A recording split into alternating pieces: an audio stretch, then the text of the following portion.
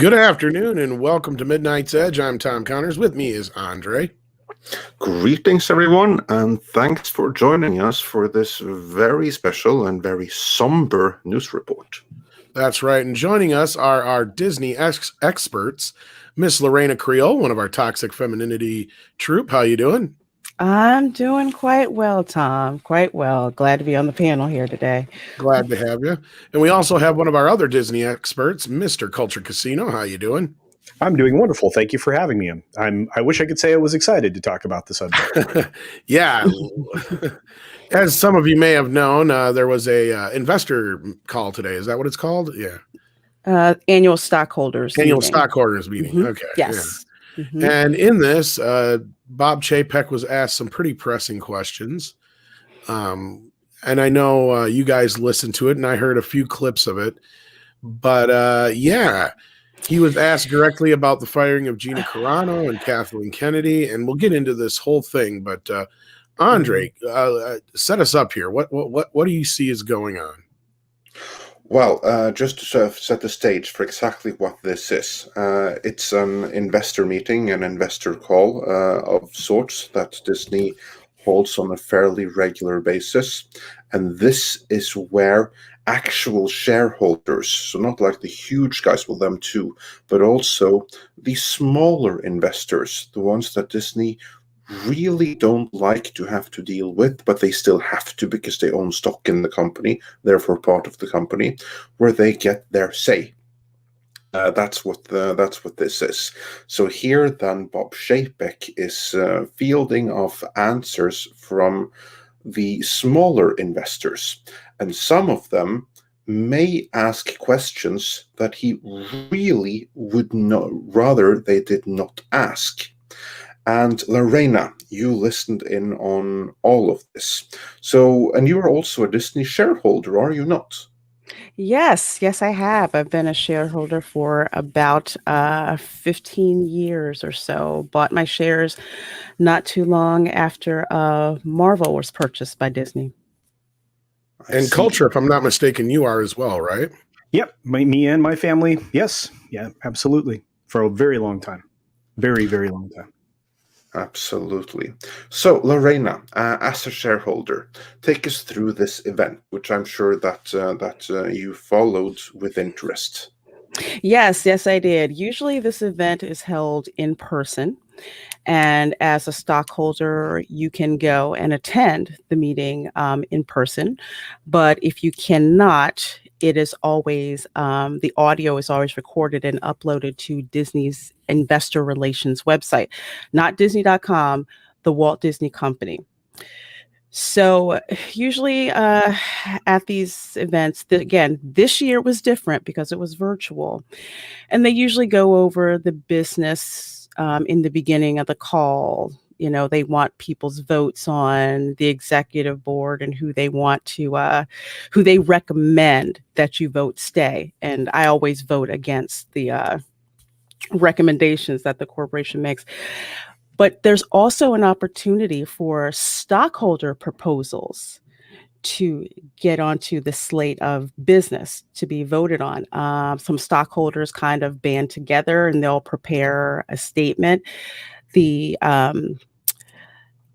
issue will get put on the agenda. Last year, one resolution to force Disney to reveal their lobbying activities was voted down. It was brought up again this year, and again this year, it was voted down.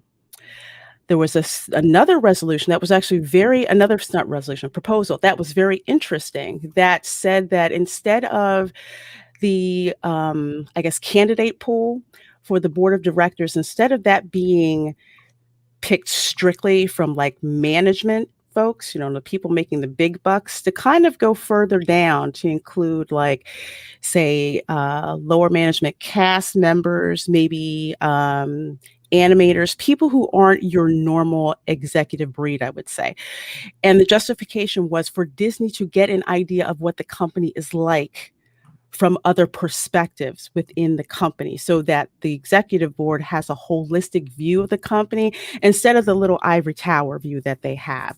Well, that got voted down as Oh, well. so they were going to do their own little undercover boss kind of thing? Um, Not undercover boss, but kind No, but of the like kind of the same concept though, where you kind of get a read yes, from the room of the rest of the company and to kind of see how they're feeling. And I'm willing to bet I know why they didn't want to do that. Yeah, that's exactly it. Yeah, they as soon as I saw they recommended against it, I said, okay, let me read and find out what this is about. And I voted for it because I'm like, this is great. You get an idea of what the company is operating like from so many, like a 360 viewpoint. What I get in executive circles, like a 360 view of what's going on with the company. But yeah, Tom, you're exactly right. Like undercover boss. Yeah, and I'm willing to bet that a lot of the lower level employees would not be too happy with the company as a whole right now, and they probably don't feel like they're very important in the whole grand scheme of things. No, especially the ones that got let go. The ones that were still working, it was pretty obvious they were happy to be working. Some of them got to ask questions, so they were, kind of bowing down in tribute. But yeah, those 32,000 people who lost their jobs, there's no mention about them. So they do have after those proposals are voted on, then you get to the tap dance that goes on with Job Chapek. I think Iger had made a statement in the beginning, and then they brought Chapek on. So it's a very obvious difference between how Iger speaks to the room and how Chapek, speaks to the room. So Chapek kind of goes, oh, sorry, go ahead. No, I was just going to say a lot of that comes from his background as well. I mean, you have to remember the weatherman used to go up in front of cameras and have to talk, off the cuff all the time. So his path to getting there was a little bit different. So, but that's why, you have somebody who's a money person like Chapek is, from the product side of things, and they're not normally used to speaking, off the cuff or in public to the extent that you have to as a corporate officer. Yeah, he sounded like he was basically recounting a lot of pre-written responses. It felt like to me.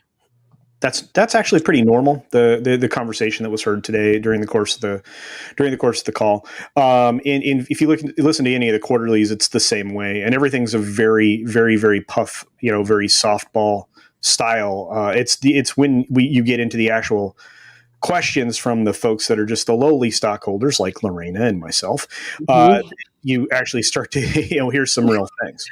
So absolutely. So speaking of real things, of course, Chapek goes through the highlights of the company and talking about what's going on, what's new, what's coming. Now, when this meeting was in person last year, the people in person got to see clips from The Falcon and the Winter Soldier. They got to see clips from upcoming movies, a big show that they got to see. This time, not so much because it was all virtual and it's all audio. So after Chapek kind of talks about what's going on with the parks and what's not going on with the parks, then you get into the 30 minutes that are set aside to answer stockholder questions. Now, you had to call in. I wasn't able to call in, unfortunately.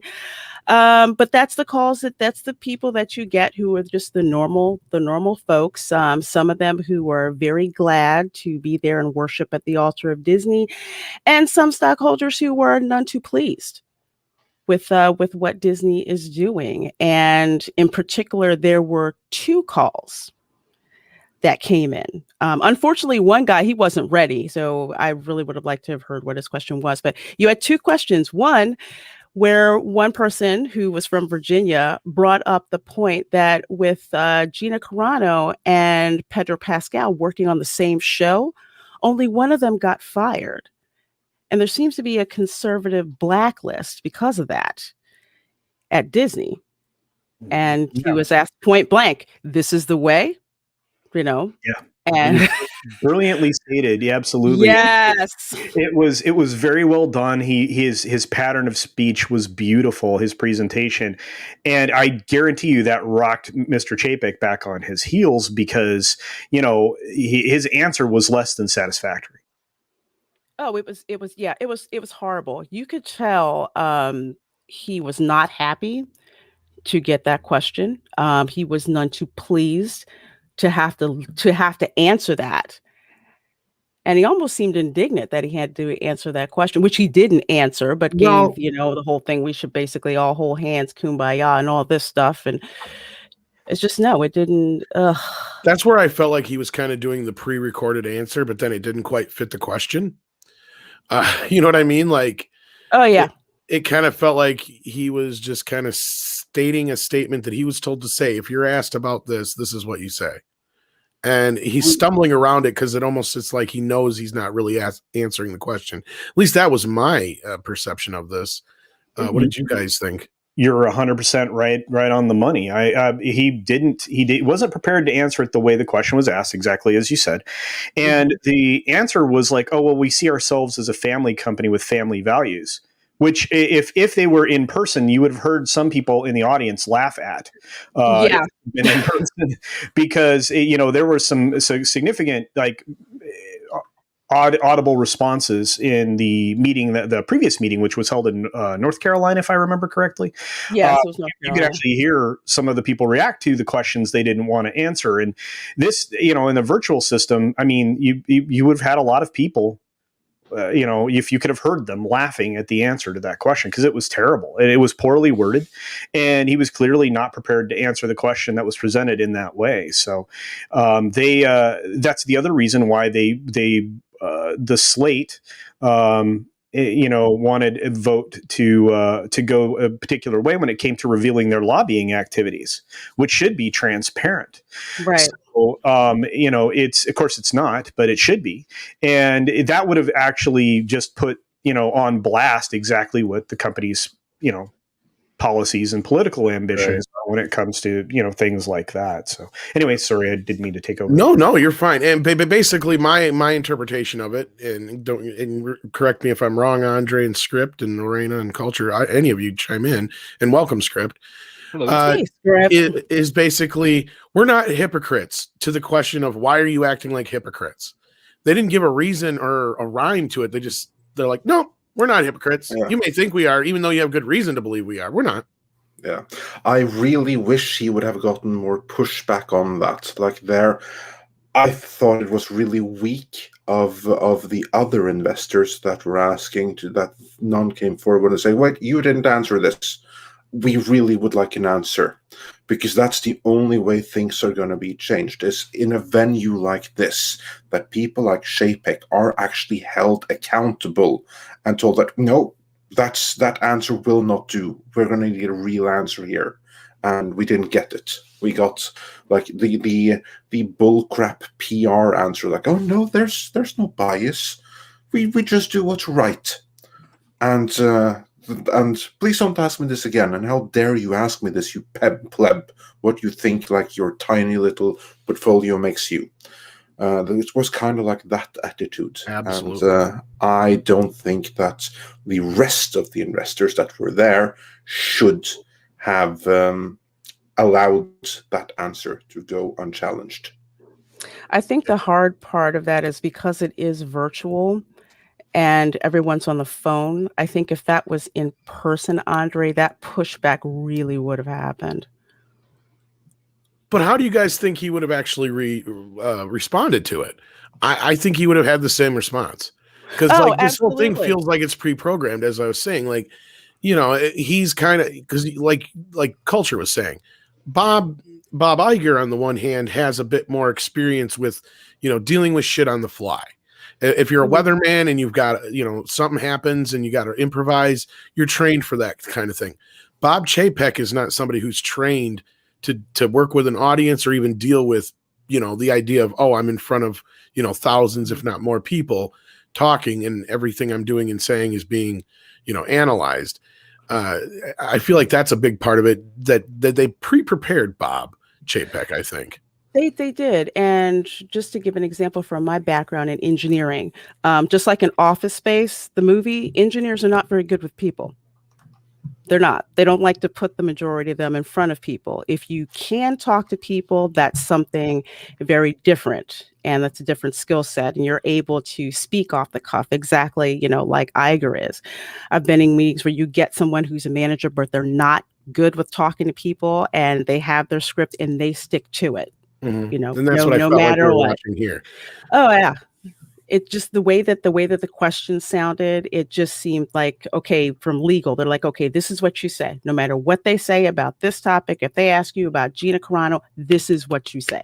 Well, and we don't have to really speculate too much more. You actually have the audio clips, right, Lorena? I do have the audio clips. I have two. So we'll play the first one, which is the question about the blacklist. Let me get that up here for you guys. All right. Let me know if you can hear. And our next question today, Mr. Chapek, comes from David Almasi. A little low, but yeah. Yeah, can you take it louder? Unfortunately, I can't. I have it like at the highest one. Okay, then we'll just restart it, and we'll just have to listen really carefully. Maybe we can, yeah. Oh, I'm sorry. You want me to restart it? Yeah, can you restart it? Yeah. Yeah, sure. Here, give me a. Can you increase the volume on the PC? Would that help?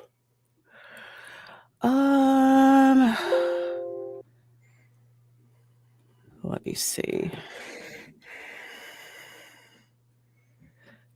Yeah, I actually have my master. Actually have my master at the highest. You know what, Tom? I will just send this to you. Maybe that'll work out better. Yeah, go ahead and send it to me. I'll do it here on this end. If not, I can maybe even boost the audio. Yeah, because I don't think my PC's not active. All right. So while we're waiting for that, though, Script Doctor, have you had a chance to listen to any of this? Of the investors call? No, I'm not an investor to Disney, and all those secrets will be coming out eventually, so I don't waste my time on that at the moment. All right. So you haven't even got to listen or read any of the stuff that's going on yet?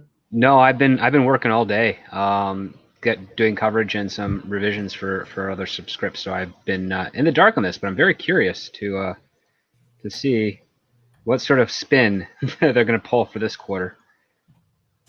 All right. Well, as I get the audio in here, I can boost up the audio, and we'll get to that shortly. The other bit, though, was they were asked about Gina Carano, and that's something we have in the article that we had up here just a bit ago, Andre, that I think you wanted to touch on as well.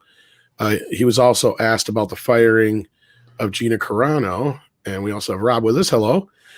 Deadline reported on this. The headline is Disney CEO Bob Chapek asked about Gina Carano firing, says he doesn't see a company as left-leaning or right-leaning. And this is kind of what we were just talking about here, where there's clearly a bias, but he's just ignoring it. Is that really kind of what we're getting here, Andre? Yes, absolutely. Like, this is the political "don't bother me with asking these questions" answer. There is, of course, an answer that is the right answer or the correct answer, but it's also a very, very uncomfortable answer. So he flat out lied to the investors. Is my reading of his answer. What I also saw and noticed about this thing was it was a complete missed opportunity for Disney to deny that they ever had fired her, and they didn't take that opportunity. Of course not. No, and again, it goes to show how yellow they are or cowards they are by using the hidden source in an article to announce this crap, but yet they have not even remotely really addressed it as a whole, as a company. That part bothers me. I've always, I shouldn't say that. In the last several years, I've found them to be quite cowardly and craven, especially, and more of it's been revealed in the last year.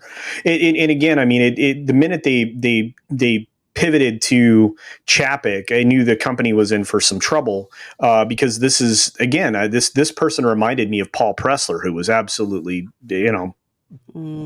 not good for the company. Let me put it in those terms. No. And they would have been better off if they'd kept Staggs, although I'm not sure he would have been, much better than the mealy mouth they put in place. But I have a real problem with that style of leadership, especially somebody who doesn't quite understand things. And as Lorena was mentioning, and because I'm going to talk a little bit about the fact that at the theme park level, at least, if you were an executive in the theme park level, you were committed to spending time out in the parks.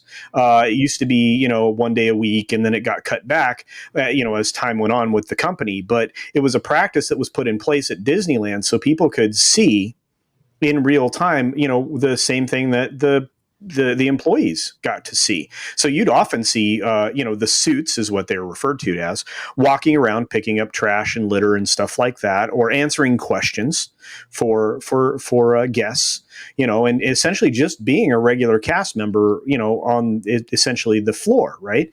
But as time has gone on, that practice seems to have almost entirely disappeared. While I'm to understand it still occurs, it's nothing like what it used to be. So these people are fairly isolated in each division. Each division used to have their own version of that, and it's an odd place to be in right now. If you're a shareholder, and the most visible thing for the Disney company, other than obviously the blockbuster films, has been the theme park division and the cruise lines, and to have those things completely disappear and the reverence of those things be completely removed. It's a problem. I mean, the Disney difference has evaporated, and that's there's a lot to be said for some of the questions that have been happening in the annual meetings for the last 4 or 5 years. Anyway, sorry I went on a bit too long, but no, you're fine. I'm trying to get this thing to come up here, so you're helping me out quite a bit. Now, just to add on to what Culture is saying, he's absolutely right. At Disney World, there you would see executive level people, like mid-level to executive level, they would be out in the parks, picking up trash. They say that everyone's, custodian at Disney, talking to cast members, asking them questions. I would say within the past year that I've been there, I don't see that. I don't see that anymore. And I had a little bit of hope about changes for Disney World because Josh D'Amaro, who used to be the president out of Disneyland, who would be out there walking around, they have him now at Disney World. Yes. Well, so it's hoping. Yeah, sorry, actually, you did that the wrong way. He went from Disney World to Disneyland. He's now the. Oh, he did? Yeah, he's the main executive, and it was. I didn't know he'd been at Disney World before. Well, I'm pretty sure that's the direction of that transfer. But regardless, he was everybody's best hope for operations at Disney World, right? So it's just that's what we were hoping for, right? Is the same kind of operational skills, but it doesn't really matter. You're 100% right. I mean, and they're letting go. There are executives, and especially parks level, higher level parks executives that are leaving the company right now. But that's happening across the entire scope for Disney. If you've paid attention, I mean, they're losing executive level folks to other companies and even to some startups. I mean, that's happening, and you have people that have gone on from being, pretty high up in Imagineering to going to work with Katzenberg. I mean, there's a lot of stuff going on. Mm-hmm. So it is what it is. That makes me wonder how many of those people do that because they know they don't have a future at Disney. I would imagine quite a few. I think you're right, Andre. I think you're going to see that. I think you're going to see more and more of it because the people who are being, shown the door are ones that don't fit in with whatever's going to be the right message to send. Because it's no longer about, again, merit, which is the discussion we have about everything, it seems, and it's about what optics are. And you can't run a company with by optics. That's not a model for success. Indeed. Tom, did you get the audio working? No, because Windows Explorer sucks ass. I sent it to you guys. I don't know. Okay, now it's finally opening. Here we go. Oh. I've got 20 fucking windows opening now because I've been trying to open it for last 20 minutes. Okay, now that I've got it here, let me bring it up on the StreamYard. Sorry about that. That's okay. So there's two clips. So the first clip is the guy from Virginia who asked about the firing of Gina Carano. And then there's a second clip of the guy who from Texas, God bless Texas, who flat out asked if they were going to fire Kathleen Kennedy. All right. So I had to send this through a compressor to get the audio up, but now I think we could hear it. So here we go. And our next question today, Mr. Chapek, comes from David Almasi from Alexandria, Virginia. Please go ahead. Hi there. It's clear that there's a new blacklist punishing conservatives in the entertainment industry. Disney Plus actors Pedro Pascal and Gina Carano tweeted similar analogies of current political events to Nazi Germany. Yet only Carano, who is considered a conservative, was fired from The Mandalorian. Regarding Disney and a blacklist, this is the way? Well, thank you for your question. I don't really see Disney as characterizing itself as left-leaning or right-leaning, yet instead standing for values that are universal, values of respect, values of decency, values of integrity, and values of inclusion. And we seek to have not only how we operate, but the content that we make reflective of the rich diversity of the world that we live in. And I think that's a world that we all should live in harmony and peace. Thank you for your question. Next question, please. Thank you, sir. Our next question. That is... yeah, he botched that one. And I hope... That's what I mean. It sounded like attention. A pre-programmed get answer. away with this. Yeah, it sounded like a pre-programmed answer. It's not even answering the question. It's like, if you're asked this is what you say. Yeah. And what they're basically saying is, we don't find ourselves as left or right leaning. We just find ourselves on the right side of history. That's what I heard. Yeah, that's exactly what I heard too. It's like, no. We are not on the left. We are not left leaning. We are just on the right side of history. And that just so happens to be left leaning, but we don't call ourselves that. That's what he said. It was a complete non-answer, complete deflection. And my worry is, of course, that the entertainment media complex is going to let him get away with it, which of course they will. No. But I hope that every single investor out there took a particular notice of this. He said they represent certain values. Didn't say what those values were, though. Yeah, that's what I mean. The right side of history. Yeah, and that's the problem, is like, we don't consider ourselves left-leaning or right-leaning, but that's not the question that was asked. He asked specifically about a blacklist against conservatives. It's more tap dancing. This guy isn't nearly as good at it as Iger was, and it just shows in the way he answers a question. He can't reformat the answer in real time to have it fit. And it's clearly garbage, because you can see it, which is why they don't want to answer it. You can see, a bias. And again, it's against people that are even perceived as being somewhat conservative. Not even, you could be, centrist and still be accused of being,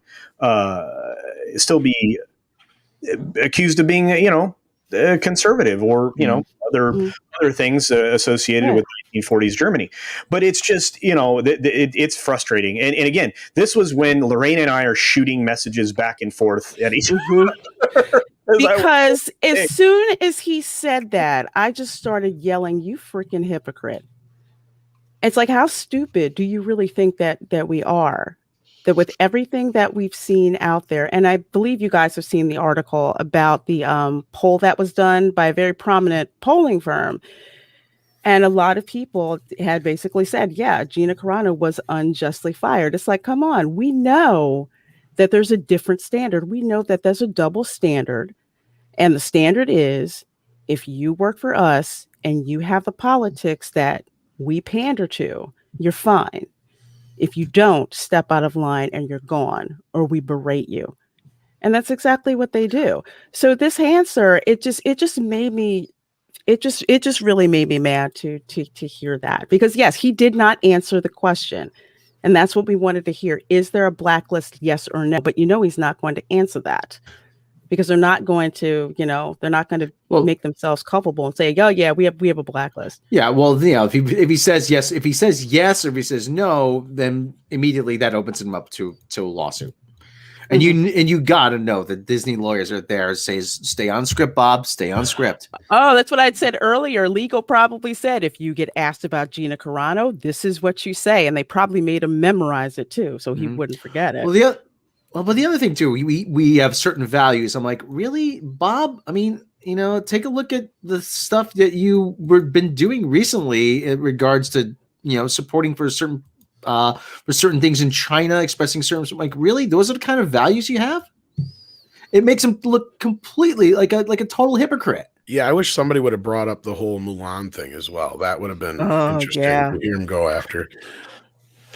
Yeah, But I you have have to say, very weak of the investors in general to not ask any kind of questions like this and to let them get away with what was said here. But Tom, you were saying. Well, I was gonna say there's a little bit more here if Lorena wants to set it up. Yes. So the second poignant question or actual question that was asked was by George in Texas from San Antonio, who flat out asked, you guys planning on firing Kathleen Kennedy or what? I mean, I'm paraphrasing, but that was pretty much it. He just came out and said that. And Bob's answer was very telling about Kathleen Kennedy's future at Lucasfilm. Thank you for your question. Next question, please. Thank you, sir. Our next question today comes from George Gazelle out of San Antonio, Texas. Please go. Greetings and salutations. Are you guys looking at firing Kathleen Kennedy or asking her to resign and promote somebody like Filoni or Favreau or both as a co-counsel? Thank you for your question, George. We've been absolutely thrilled that we can have the kind of creative talent in our company, the likes of Kathy Kennedy, to run Lucas. And we look forward to having Kathy directing the activities of the entire Lucasfilm organization for many years to come. Thank you for your question. Next question, please. Oh my God. Yeah, I did a video and kept the uhs in there because I wanted people to see just how he was spinning with this question here. You know that joke answer about when you ask me if I like a movie, and I say I loved it, it was much better than Cats. That's what this answer is. Yes. It is. This is exactly him not answering the question in a different way, because he can say we're lucky to have this person and look forward to working here for years to come. But that doesn't mean that they're going to keep her around for years to come. And it doesn't mean that they aren't aware of people being frustrated with her performance. But at the same time, it gives a nod to the fact that we could be stuck with this kind of leadership at Disney Lucasfilm for much longer than any of us find acceptable. So it's just not only that, he presented her as a creative. Are you flipping kidding me?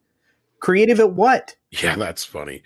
Because let's be real here. I mean, if you're an investor, you have every right in the world to be saying, especially right now, being concerned with how Star Wars is being handled in the middle of all that's going on, because Disney is not in good shape.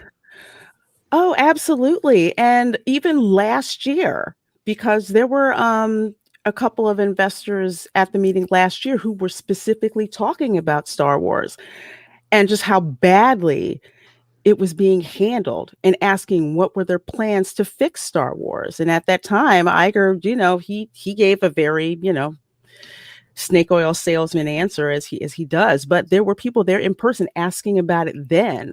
So I'm not surprised that you have people who just have really lost patience. It just shows you. It just shows you very little has changed. Yes, sure. The guy at the head of the table has been replaced, so there's a new face, but very little in terms of the corporate culture has changed. First, I would like to say kudos to the Lone Star State for sending someone who could ask a real question. And this guy, he obviously listens to John Campea, and he's in our circles of the internet. You heard him like, greetings and salutations. Yeah, I heard that. Yeah, that was the title right there. I knew it.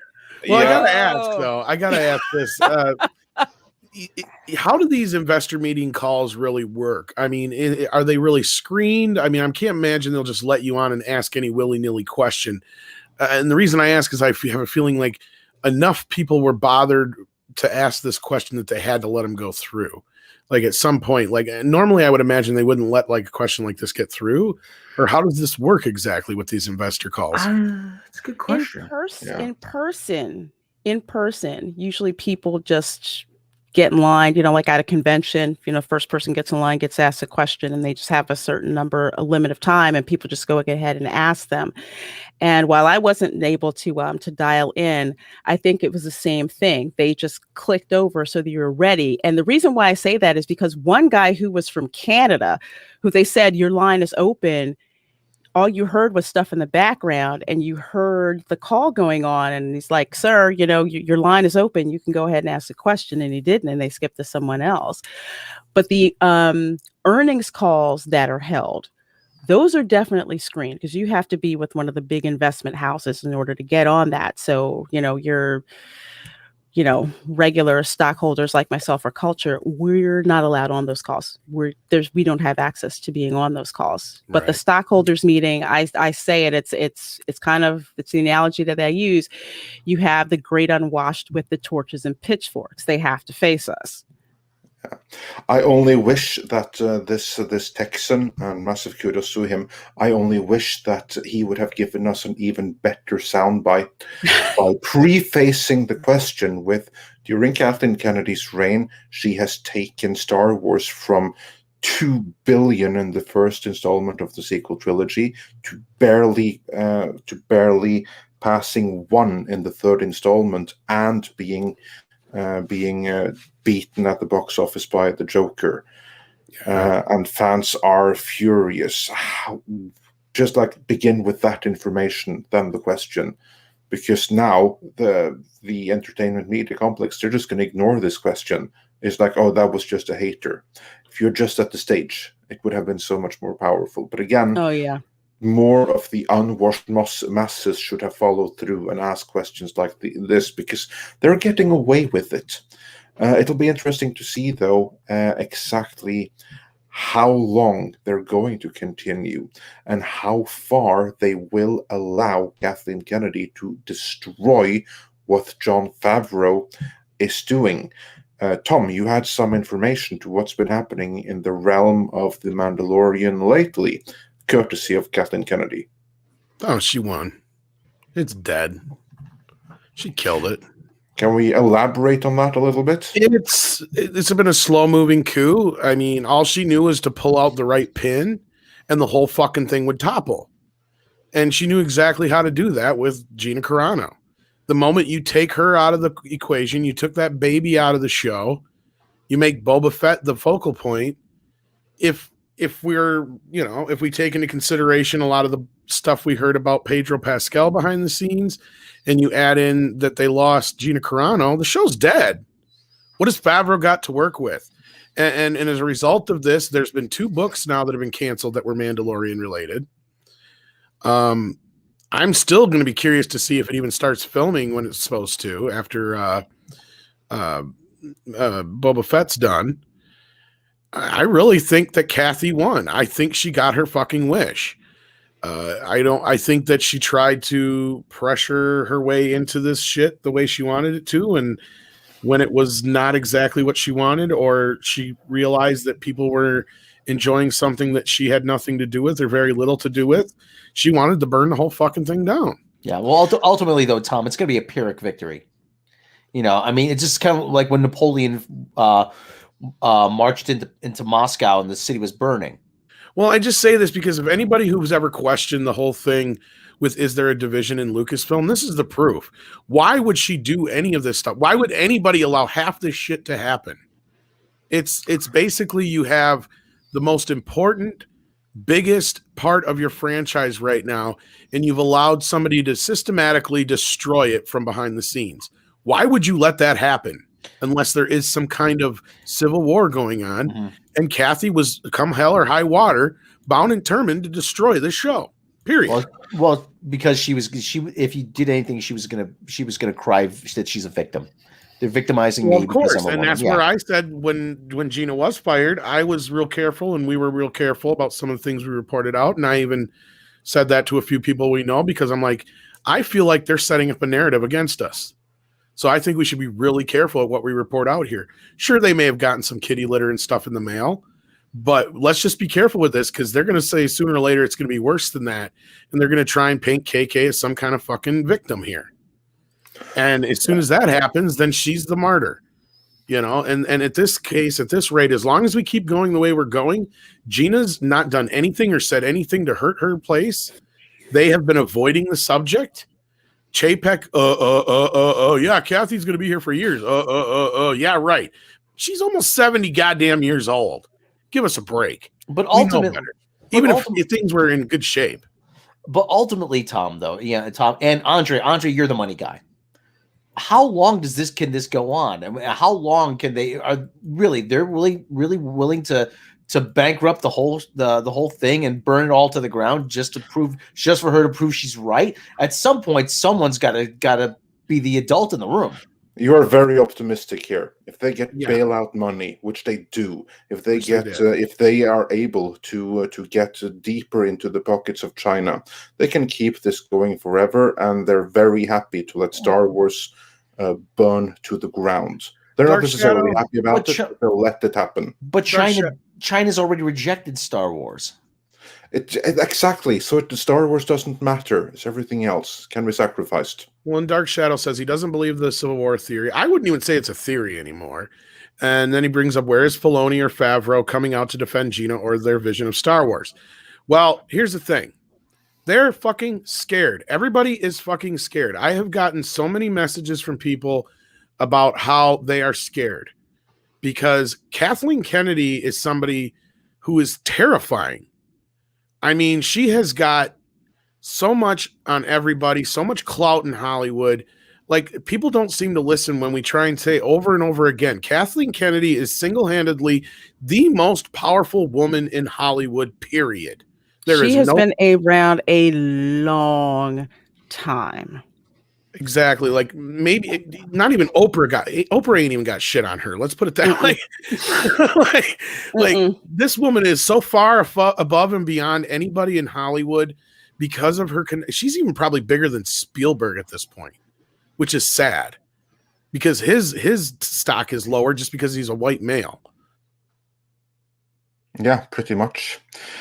So yeah, I agree. We'll see what happens here, but as it is right now, and I just we see that from a corporate standpoint, there's no pushback, none whatsoever. This has all been allowed to happen, and their priority is the Chinese funding and getting deeper and deeper into China and getting more of that funding, bailout money from the courtesy of the U.S. taxpayer.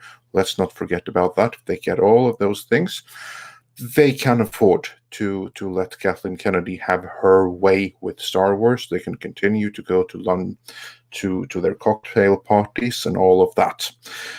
So we can always hope, but at this point, it's really not looking great. It really isn't for the future of Star Wars, and we'll see if Jon Favreau can mount some kind of a comeback, but he has all the odds stacked against him. As of this moment, it looks like the future of Star Wars, to the extent of which that can even be called a future, is going to be Leox Gyasi and his pet rock. And I don't disagree to a point, Dark Shadow, that's kind of what some of these people have been saying, is that the bigger people have to start getting out there and speaking up. Until people who are a little more bulletproof do, there's nothing that the lower level people can do, because they lose their jobs. They're done. They're blacklisted. Exactly. The blacklist is real. So, and that's also why Favreau and Filoni can't come out and support Gina. For anyone wondering about that, they do that. They're next. They're gone. Favreau could possibly weather it, but he's also been in this position before, where he's had shit come after him, and not only that, he's probably biding his time and trying to figure out how to play this. I gotta imagine he was caught completely off guard by all this shit. That's the other thing, is we gotta take that into consideration. And remember the James Gunn situation. It took them a while before they even spoke out about it. And they ended up giving him his job back. So I'm not saying that's what's going to happen here. But what I'm saying is, I don't even know if Favreau knew what the fuck was happening, to where they're still trying to scramble to figure out what the hell they're going to do. And that's probably why these books got canceled and all this other shit, because they have no clue what they're doing now. Any plans they have probably got completely upended by Kathy pulling this shit. And that's what we're trying to say is if there is no civil war, then it makes no sense, because then why would Kathy or anybody allow the Mandalorian to be this sabotaged? Because that's exactly what's happened. It's been sabotaged. Yep, and it may never recover from it. But we have done loads of talking now. Reina, your thoughts? What's the future from here on out? Bob Chapek, he obviously was disingenuous in his praise about Kathleen Kennedy. He didn't seem too enthusiastic in saying that she's going to be there for years. That sounded very practiced. But what do you think the reality of the situation is, and what can be done to salvage Star Wars going forward? I never thought I would say this, but with Kathleen Kennedy in charge, I really can't see Star Wars ever returning in the form that we knew it in. That goodwill that we saw, like at the end of Mandalorian the last season, and we see Luke and we get all this hope that's going up. We think the ship's going to get righted. Then Gina Carano gets fired. And you have Lucasfilm, especially Lucasfilm employees on social media trashing fans. That doesn't help either. And I honestly don't, again, I don't see Star Wars as we know it recovering from this. It's kind of like you said, Andre, the future's like, it's the High Republic. It is. It's not the future. It's like the 10 people that like that. Yeah, the people who decide, okay, we're going to decide what we're going to write for you. Like when we talked about it on Toxic Femininity, about, The Rock and the Navigator that's styled after Matthew McConaughey, who is not Han Solo and not a diet version of Han Solo, and just the disdain that these people have when they talk about writing these characters as if we're just going to consume it. We're going to get something that's just Star Wars in name only. None of the lore, none of the feeling, none of the attachment, nothing that when a action figure comes out that you have to have it. It's like nothing. I don't feel like collecting anything Star Wars really ever again from this point, because I'm just so disgusted with what this company has done to it. So if that's what they want to do, they're just going to continue to lose fans like us. Yeah. And I'm not so sure when season 3 is supposed to start shooting, because they said it was supposed to start shooting after Boba Fett. Yeah, but now Obi-Wan is scheduled to shoot in that, I guess, in that facility instead now. So again, here's Kathy putting in her shit ahead of other things. Culture, your thoughts on what Lorraine just commented on. Your thoughts. Well, I think she's right. I think that's hard to be hopeful, and it's really hard. I mean, despite how unbelievably the stock has been performing, it's over in a way that I appreciate and I'm very I'm excited for, but it doesn't deserve to be. And and I feel like the comeuppance is going to be just phenomenal and huge and severe. But I look, he was more than a little bit disingenuous, as you said, Andre, and everyday people are noticing this stuff now. It's not just us. It's not. The term "the normies" gets thrown around a lot, but dang, how can you miss out on some of this stuff? And it was an opportunity missed not to follow up on that question, or at least frame it as you suggested, Andre. I think that would have been far better. But at the same time, I don't have positive thoughts when it comes to Star Wars any longer. That is water well under the bridge at this point. I don't think even, as has been suggested, bringing Gina Carano back is even something that could, dissuade me from my position at the moment. And I can tell you that I guess I shouldn't have been surprised by Chapek's answer when it came to Kathleen Kennedy specifically, because he just buttered her up and the entire, loaf of bread about her just a couple of days ago. If you guys remember, in the Morgan Stanley technology call. Yeah. He was very glowing in that call.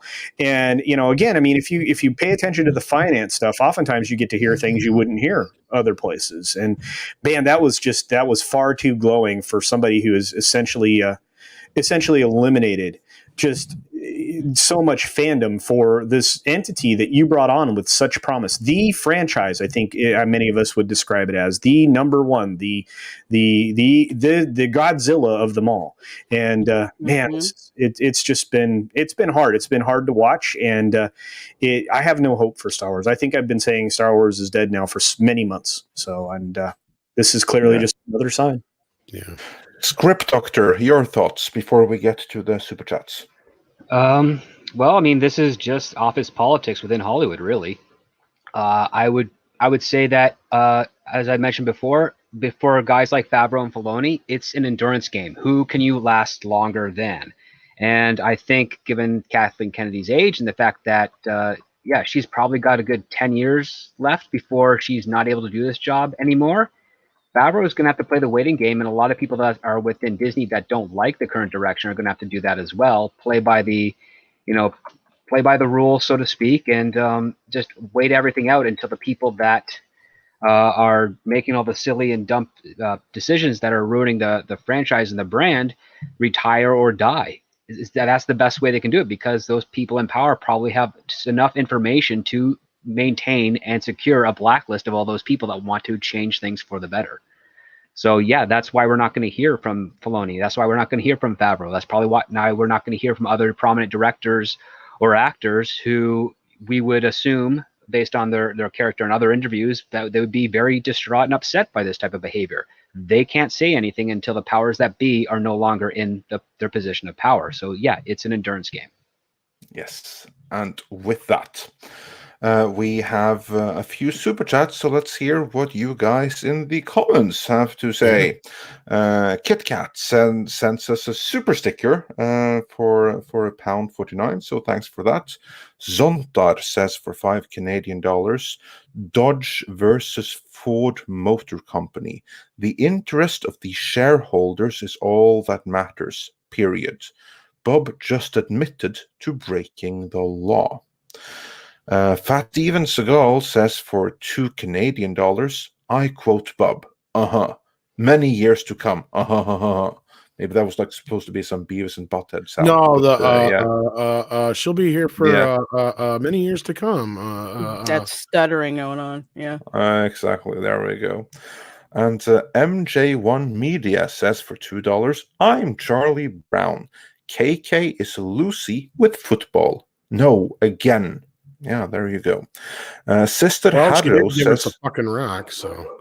Yeah, well, there was that.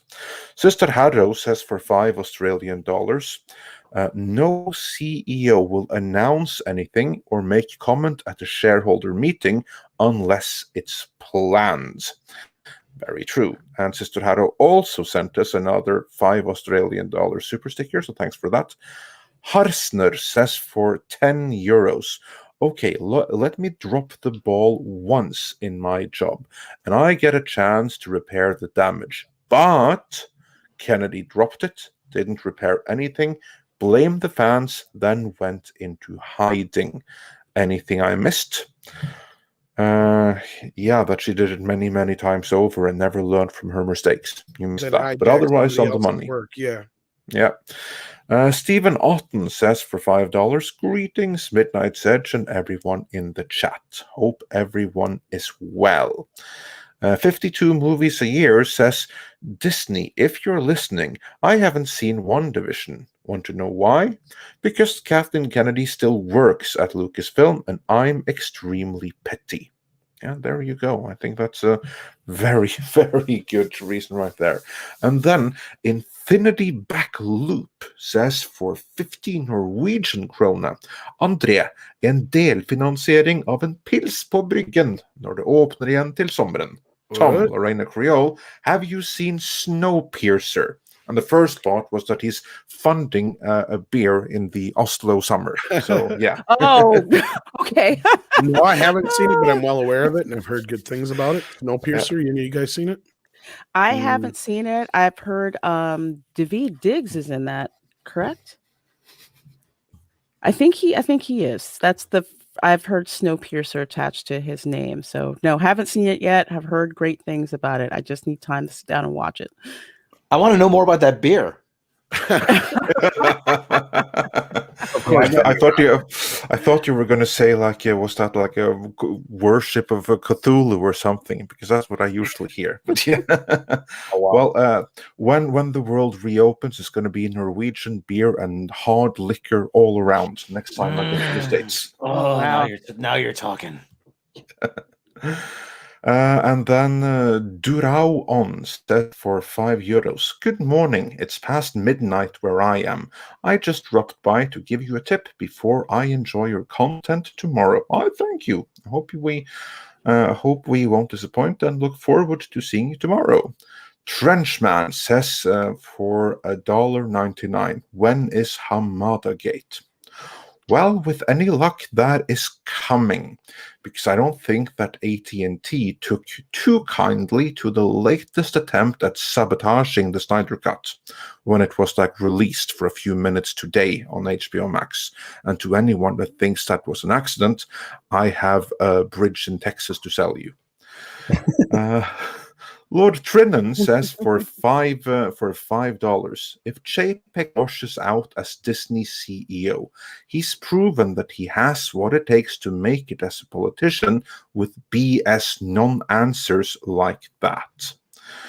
Crazy Cat Guy sent us a $5 kitty super sticker, so thanks for that. Dark's Blade says for $5, I'm not going back to Twitter, but looks like it's time for hashtag fire Chapek or Kennedy and hashtag cancel Hulu next. Yeah, there you go.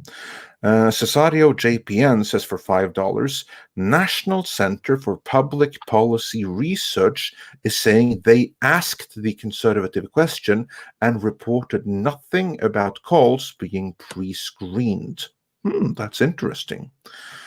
Gerald Armstrong says, I am a Disney shareholder and I forgot about this. Wish I could have personally taken them to task. Well, I have one thing to say to that. Next time, and prepare your question and do take them to task and don't let them go away with bullcrap answers, which means set up the question, set up the stage. Make sure that to first build up how Kathleen Kennedy has completely butchered this, and then ask, how is she still fired? If a man had done this, he would have been fired 1,000,000 times over. That is how you need to frame that question. Right. Or frame it in a way there's no escape from.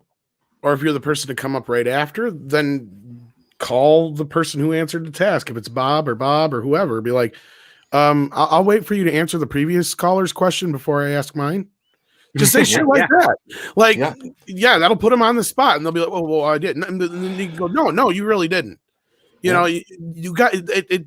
I'm not saying get hostile, but you almost got to call them to task a little bit here. You have to hold them accountable. You are shareholders. So for God's sake, do your freaking job as shareholders and hold them accountable. Yeah, fine, you don't have a huge thing, but this is the venue where you get to ask your question. And that you had one guy from Texas, and he like framed it bad, but that's still kudos for him. He tried. Like, more in Disney investors need to get like that red blood Texas or blue blood or whatever. Actually, I think he asked political colors. But anyway, he needed to set the stage. But more people like that. That's what needs to change. Like, people need to hold them accountable. And as shareholders, you have the power to hold them accountable. And to in a tag way on no to one that, else can. exactly. And a way to tag onto that, Andre, one thing that I did notice at this investor call is, there were only two people, the gentleman from Texas, God bless the state of Texas, and the gentleman from Virginia, who asked very pointed questions of Chapek. The rest of the questions were pretty much in the vein of, I'm so glad to see you. Let me bend down and kiss your ring. That was pretty much it. Those don't help the business at all. To see. Yeah. It was just it was just despicable. But it's kind of like you have to do, like I've seen people do at conventions. You know, if the actor didn't answer the question from the first person, you kind of followed it up. I've seen that happen. So I agree. They need to do the same thing here, because it is they work for you. You're an investor. They work for you. Exactly. So it's like, don't ask for any point of personal privilege. Don't ask Iger to sign your book. Hold them accountable. That's your duty as a shareholder. Start with what the heck are you doing with my money? Yeah. Exactly. Yeah. Yeah, actually, Andre just referencing the previous annual shareholders meeting. That was amazing. Good job. Oh my gosh. Yeah, we all need to be. Yeah, Where's my money, should have heard motherfucker? me. Yeah, you should have heard me when Like we a went mom. through with that idiot that actually asked for the autograph, and that other idiot, maybe it was the same one, who was like, point to person. You know, that was the same guy. Point to personal privilege. Can you sign my book? I was like, seriously, Fucking brown fuck, noser. That was rough. That fuck was off. really, really rough. Oh yeah. I would be like fucking the dude in fucking CB4 punching the dead guy. I don't care if you're dead. Where's my money, motherfucker? Like you're fucked up. Where's my shit? You had Star Wars. You had the biggest franchise in the world, and you fucked it. You fucked it. Yep. You nerfed the whole goddamn thing. What is your excuse? And somebody needs to basically ask him that. I mean, really, like point blank. What is the excuse here? Yeah. It can't be just well, we feel we have a strong positioning, blah blah blah. Like, no, I want to know why there's no merchandise. I want to know why there's no merchandise. I want to know why the profits from movie to movie have been cut in half. I want to know why you decided you allowed people to go with a rock as a character in your big publishing initiative. Oh God, yeah. Yeah, they're fucking nerf herders, like Yeah. Cheese Factor said. Yeah, and then that question you should also preface with that, yeah, Marvel did a raccoon, and a raccoon is cute and is ferocious and it can move A around. talking tree. Yeah, a talking tree can be made charming because it also moves around, and you have Vin Diesel doing the voice and everything like that, and you have Marvel with their proven track record. What the hell does the person that invented this rock creature have?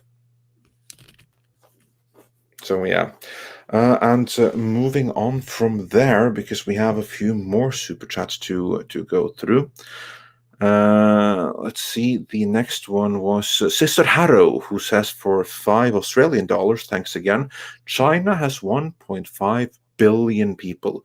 Imagine the stream of revenue. Yeah, if they get Disney Plus going there, and they really get to be friendly with, like the one-party rule of that country, then they're pretty much solid, and they don't really need these shareholders. You want to get them accountable before they get to that.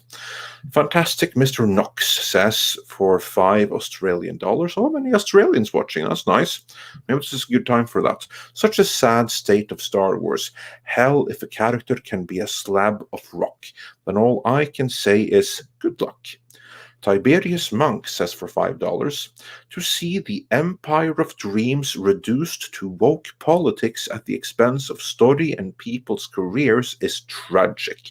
Grim, the future of Star Wars is a shame. And to go back to your last comment, though, yeah, normally this time of the night, we're doing Midnight's Edge After Dark on Tuesdays and Thursdays. So do check out that channel. And we do have a large Australian audience. In fact, we even have a special sound effect for when we get an Australian super chat. It's a didgeridoo. So yeah, do check us out for that. Normally we're doing that at this time.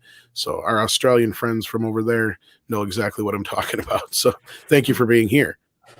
Exactly. And Captain Hare says for $5, so glad I didn't bother with The Mandalorian. All I could do when hearing the praise was remember a quote from Mad Max Fury Road.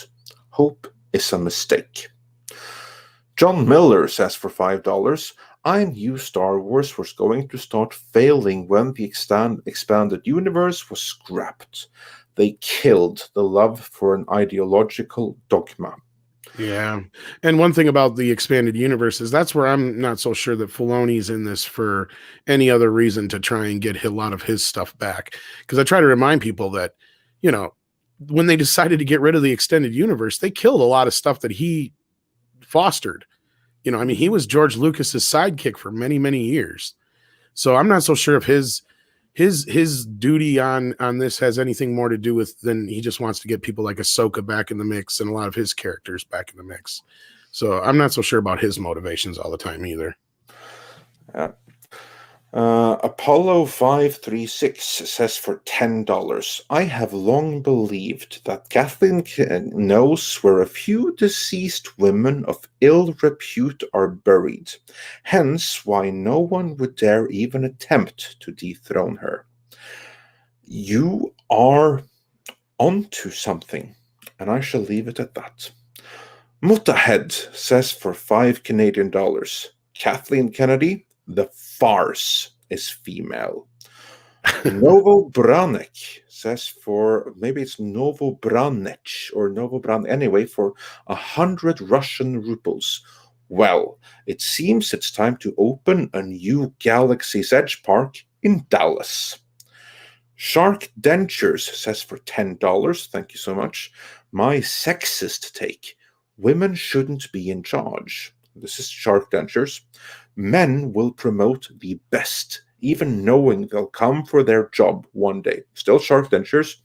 While women, like KK, won't even promote competent women as her job security. Shark Dentures, but I stand behind that one. So, yeah. So good luck making a Well, that's sound bite out of something, that. not to drag this up, but like that's something we pointed out many, many, many times is she claims to be behind this movement and she's been the one in power all this time. Yet why hasn't she hired any female directors?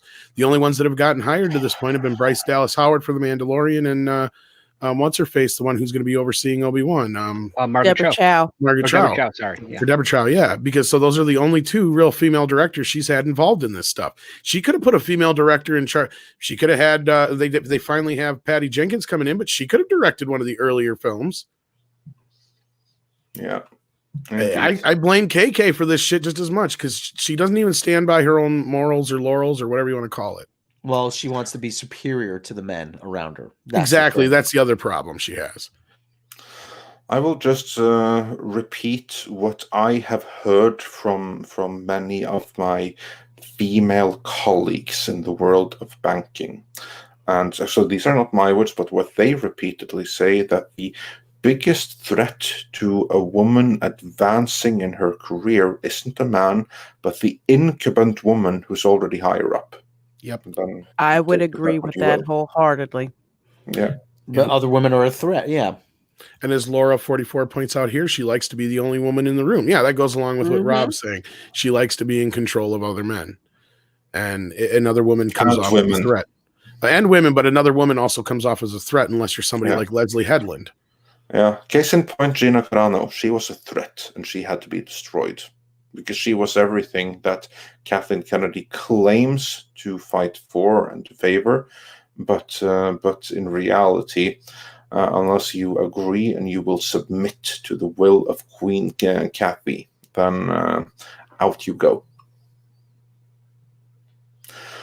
And then Elron B says for $5 Australian, is Leox Giassi an anagram for Leo X is gay, Pope Leo X? Yes, that is exactly right. That is such a convincing argument that there's no way that's a coincidence. Just no way. Our buddies over at Echo Base Network originally brought that to our attention, and Coach, I believe, who happens to also be a history teacher, pointed that out initially, and not only that, pointed out the type of person that Leo X was, or Leo the 10th was, and not the type of person they should really be emulating in their Star Wars, I guess. I do not trust that I don't think that these people are too well read on their history. Not likely. Yeah. Overlord Jess says for $5, the Rock on Galaxy Quest had more lively action than Geode. Yeah, that Rock ruled. But again, that was Galaxy Quest. That was like talented filmmakers. 32 Flavors of Nick Weiser says for $5, I don't believe the ones working on this franchise care about losing money as long as they go down pushing their message they want us to accept. And you are exactly right. There's nothing better than being in an ideologue on other people's dime, which is indeed what we are seeing. And then we have Mr. Tickle Trunk, who sent us a little doggy super sticker, so thanks for that. And Stephen Otten says for $5, in my eyes, Disney cannot recover from this. They've disrespected their employees and fans. This cannot stand. Boycotting their holdings may be needed. Roof Korean is John Galt, says for $2. They tried to cancel the nuns in 2020 for asking. Kyle McGrory says for $5. What if they surprise us all and have Geode voiced by Carrie means... One more time. What if they surprise us all and have Geode voiced by Carrie Means from Aqua Teen Hunger Force? Well, Okay, it's a book, so it's not going to be voiced at all. Yeah, it's and how would that surprise anyone? Yeah. Sits there. But yeah, if it surprises you and they do it, then more power to you, I guess. Adrian Alvarez says for $20, thank you so much. Why does KK have to stay at Lucasfilm?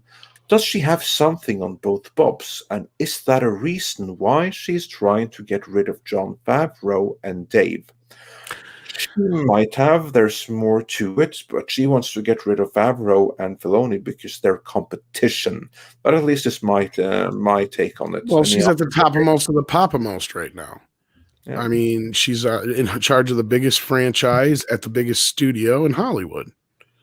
I mean, she's right in a position where she wants to be for someone who's basically power hungry, mad as she probably is. Lorena? Yeah. She wants to be the top person. She worked all this time to get where she is. She's gonna make damn well sure she stays there.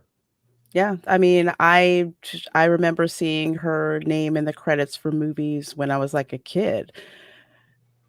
So I'm thinking, in order to survive as long as she has in Hollywood, yeah, she just wants it to be her and only her. Yeah.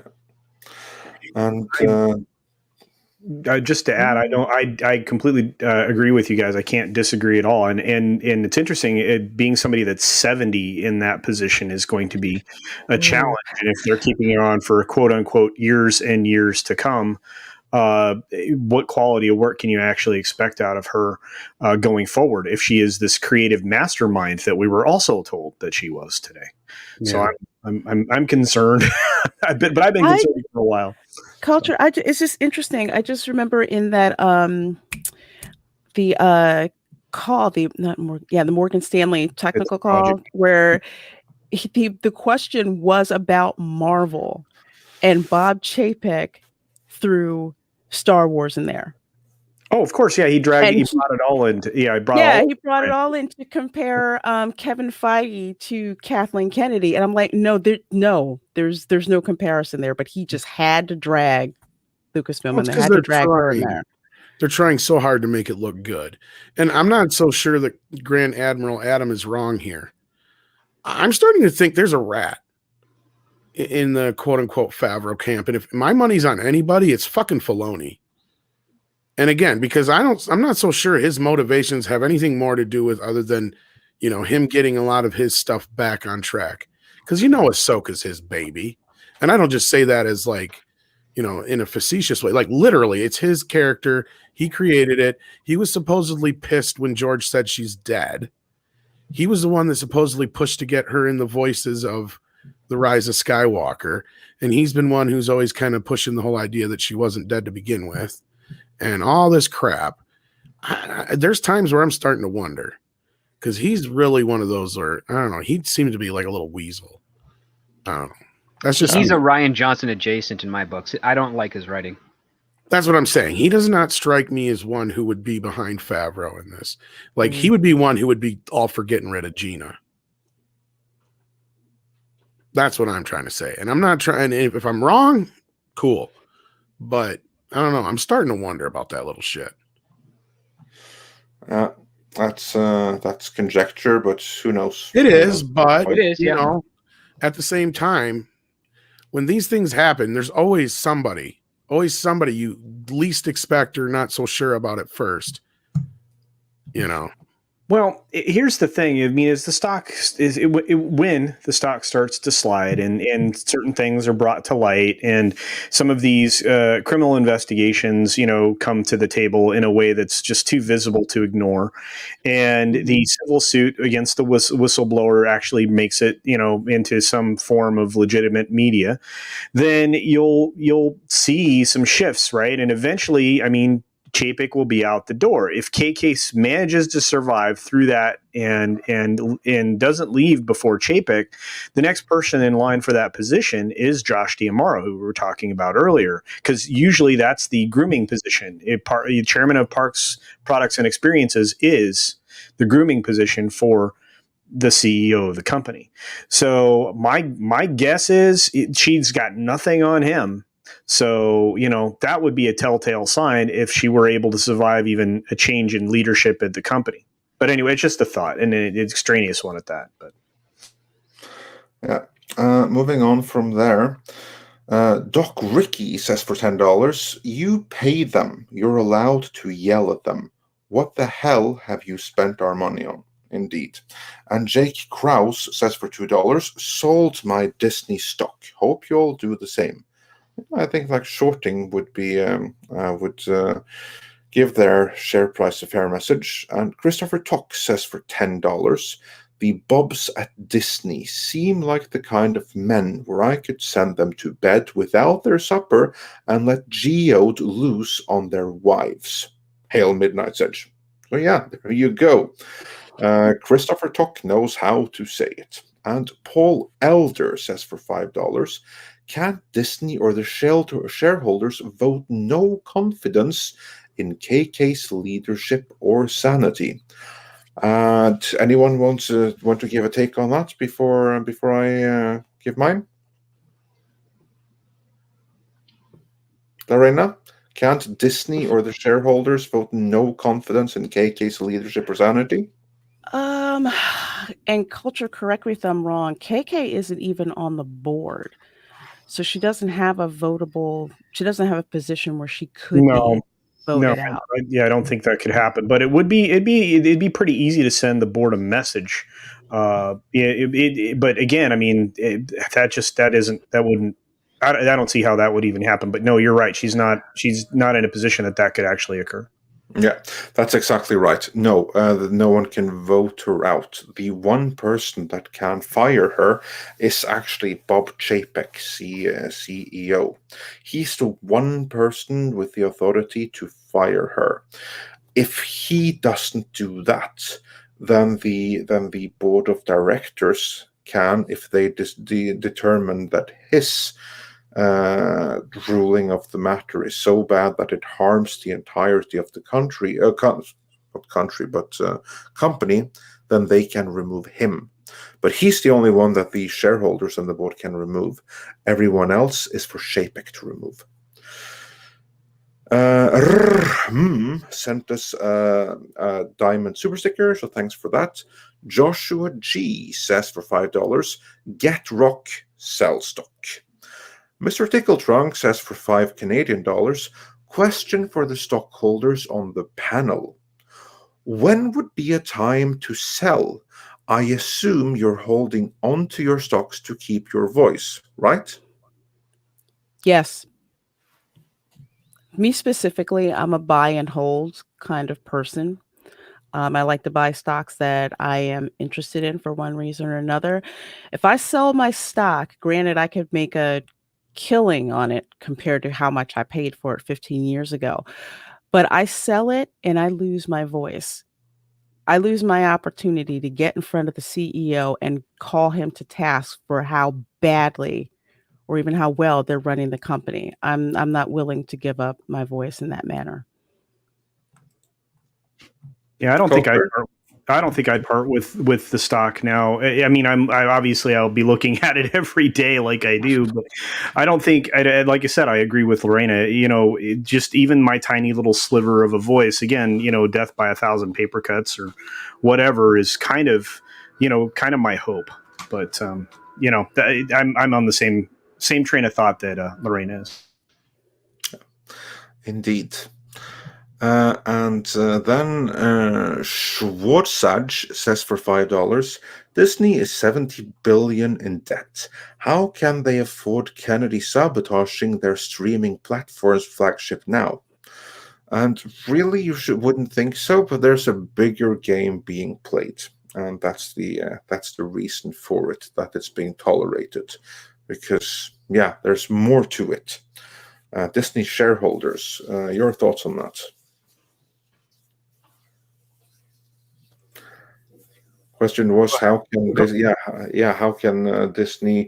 afford Kennedy sabotaging Disney Plus when there's $70 billion in debt? They have an enormous amount of assets that they can leverage to go on for a very, very long time. Also, films are often financed on the outside of the actual studio. They're not directly financed, by the studio in most cases. So, or at least, not with Disney. So they do a fair amount of funding, but they also have outside resources. So there's a lot of mechanisms in place where they can continue to get away with these types of business practices. There's also things with like the purchase of Star Wars, where there's amortization and things like that over time. So there's a lot of different factors at play. But again, I mean, Disney's in no way the worst off as far as the amount of debt that they're in. I mean, other media conglomerates have far more, which would include AT&T. Indeed. Lorena, anything to add to that? No, Culture's actually the expert on that portion. Yeah. All right. And then the Motta Head says for $2 Canadian, KK is a toxic zombie. And Just Nova says for $4.99, I think KK imagines herself like Laura Linney's character in Congo, directed by her husband, and is threatened by anyone who is the real deal. Yeah, certainly looks like it. Skits 3D says for $2, it's time for her to retire. And Silver Nova says for $5 Australian, if Han Solo met KK or Geode, he would say the same thing. Where did they dig up that old fossil? Yeah. Good one. Mr. Tickletrunk says for $2 Canadian, don't you think she looks tired? Quote from Dr. Fu. Yeah. And Stephen Alton says, Tom's right. I guarantee you there's a rat. And Schwarzaj says for $5, I don't think Dave is a rat, especially with the rumors that KK wants to cancel Ahsoka's actress. Well, the difference there is Ahsoka was a character before the actress was involved. Gina was a different situation. And again, it may not be Filoni. It may be somebody else completely, but Favreau relies on Filoni for canon and story stuff. And I get it. He's a big part of the show, but all I'm saying is his motivation to be there may only be more so for his own personal agenda. Because you got to remember, he was Lucas's second in command. And I guarantee you, when KK got that job and he didn't, that probably hurt him. I know I would be if I was in that position. If I was George Lucas's right-hand man for the better part of, I think over a decade it was, and you turn around and you sell Lucasfilm and you put Kathleen Kennedy in charge instead of me, I'd be upset. I mean, I'm not saying I wouldn't partially understand, but, just between that and then they go and they kill the EU, something that he worked very hard in. I can see it from his point of view in a certain respect, but at the same time, his political alignment is one that is so far left that I could also see him playing along with one agenda to just further his own, and that's where I say he could possibly be a rat. That's all I'm saying. I'm not saying he is. I don't have anything to really support it outside of my gut feeling. Gut feeling, what I know from what we've reported on, everything I'm seeing, what I know of him in general. And I don't have anything against him personally. I didn't really care for or against the Clone Wars or anything he's made up. Ahsoka is not a character I've had love or hate for.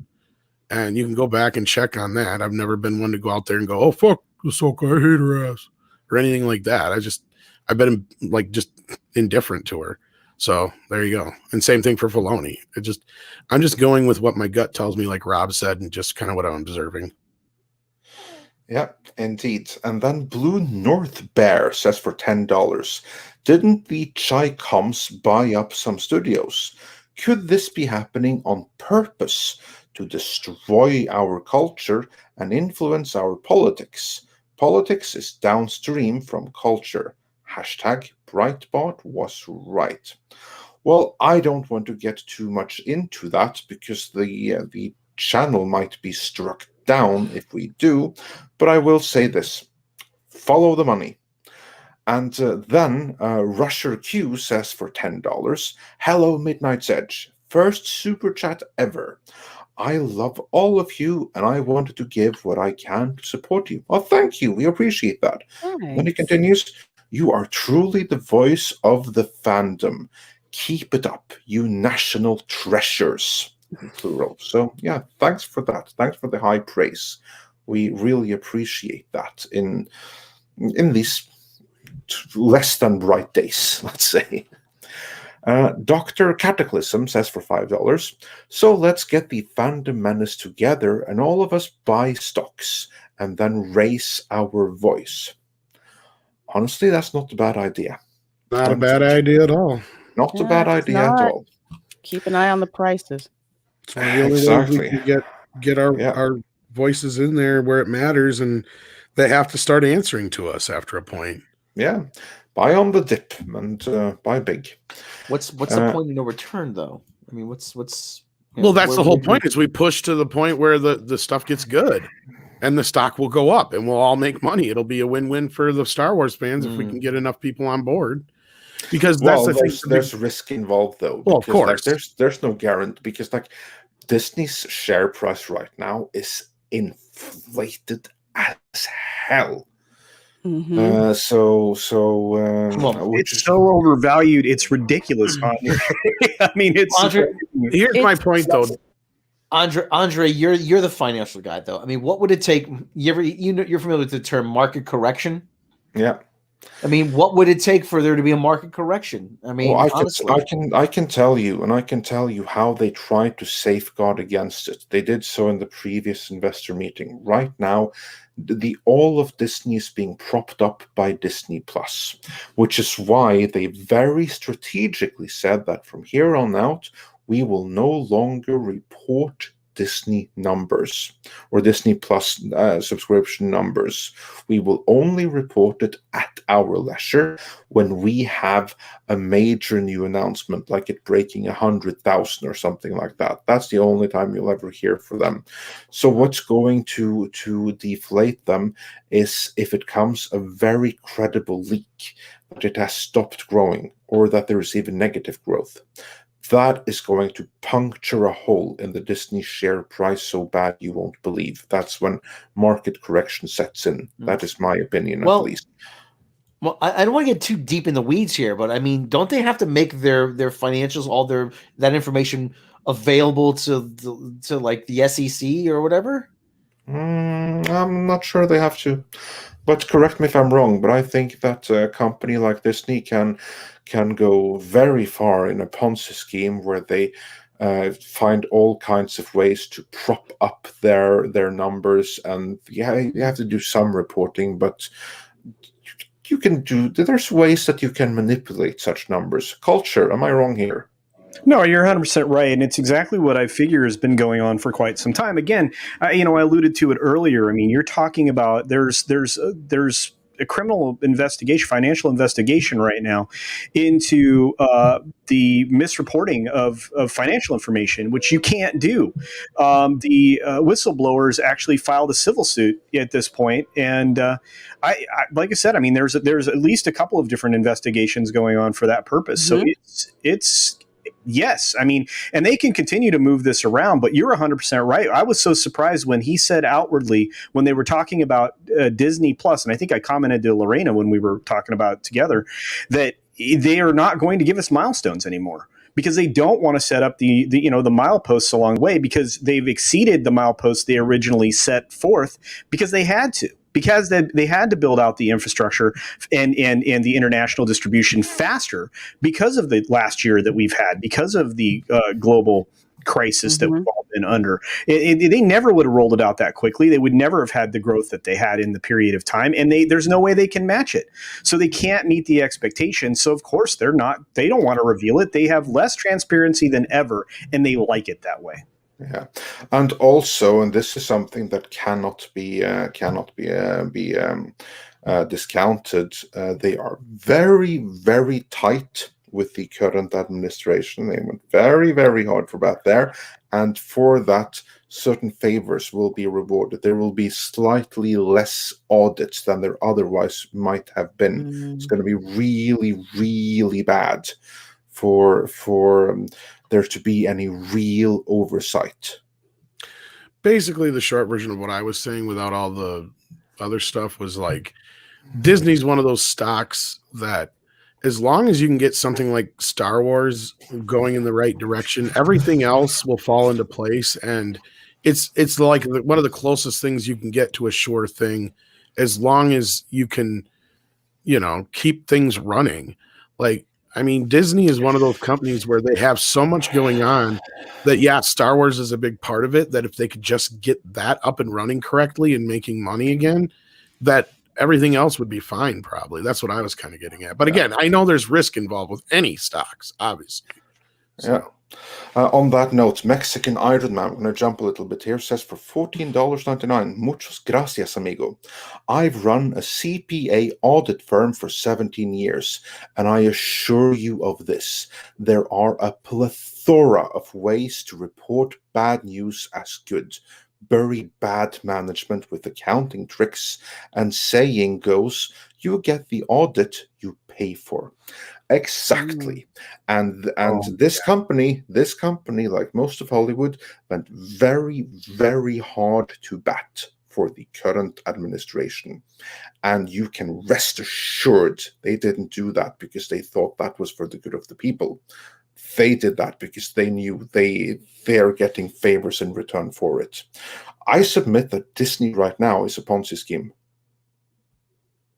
which basically means that it can keep on growing, but it has to continuously be inflated, and it can only be inflated for so long before the whole bubble punctures.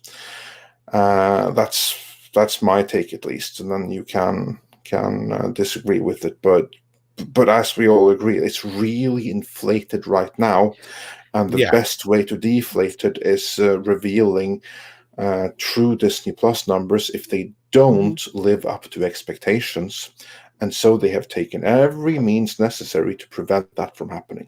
Well, didn't we actually get an update on numbers, Lorena, or Culture? I think they said, they're just over 100 million now, but that's not up too much from the last quarter, which that was 95 was the report.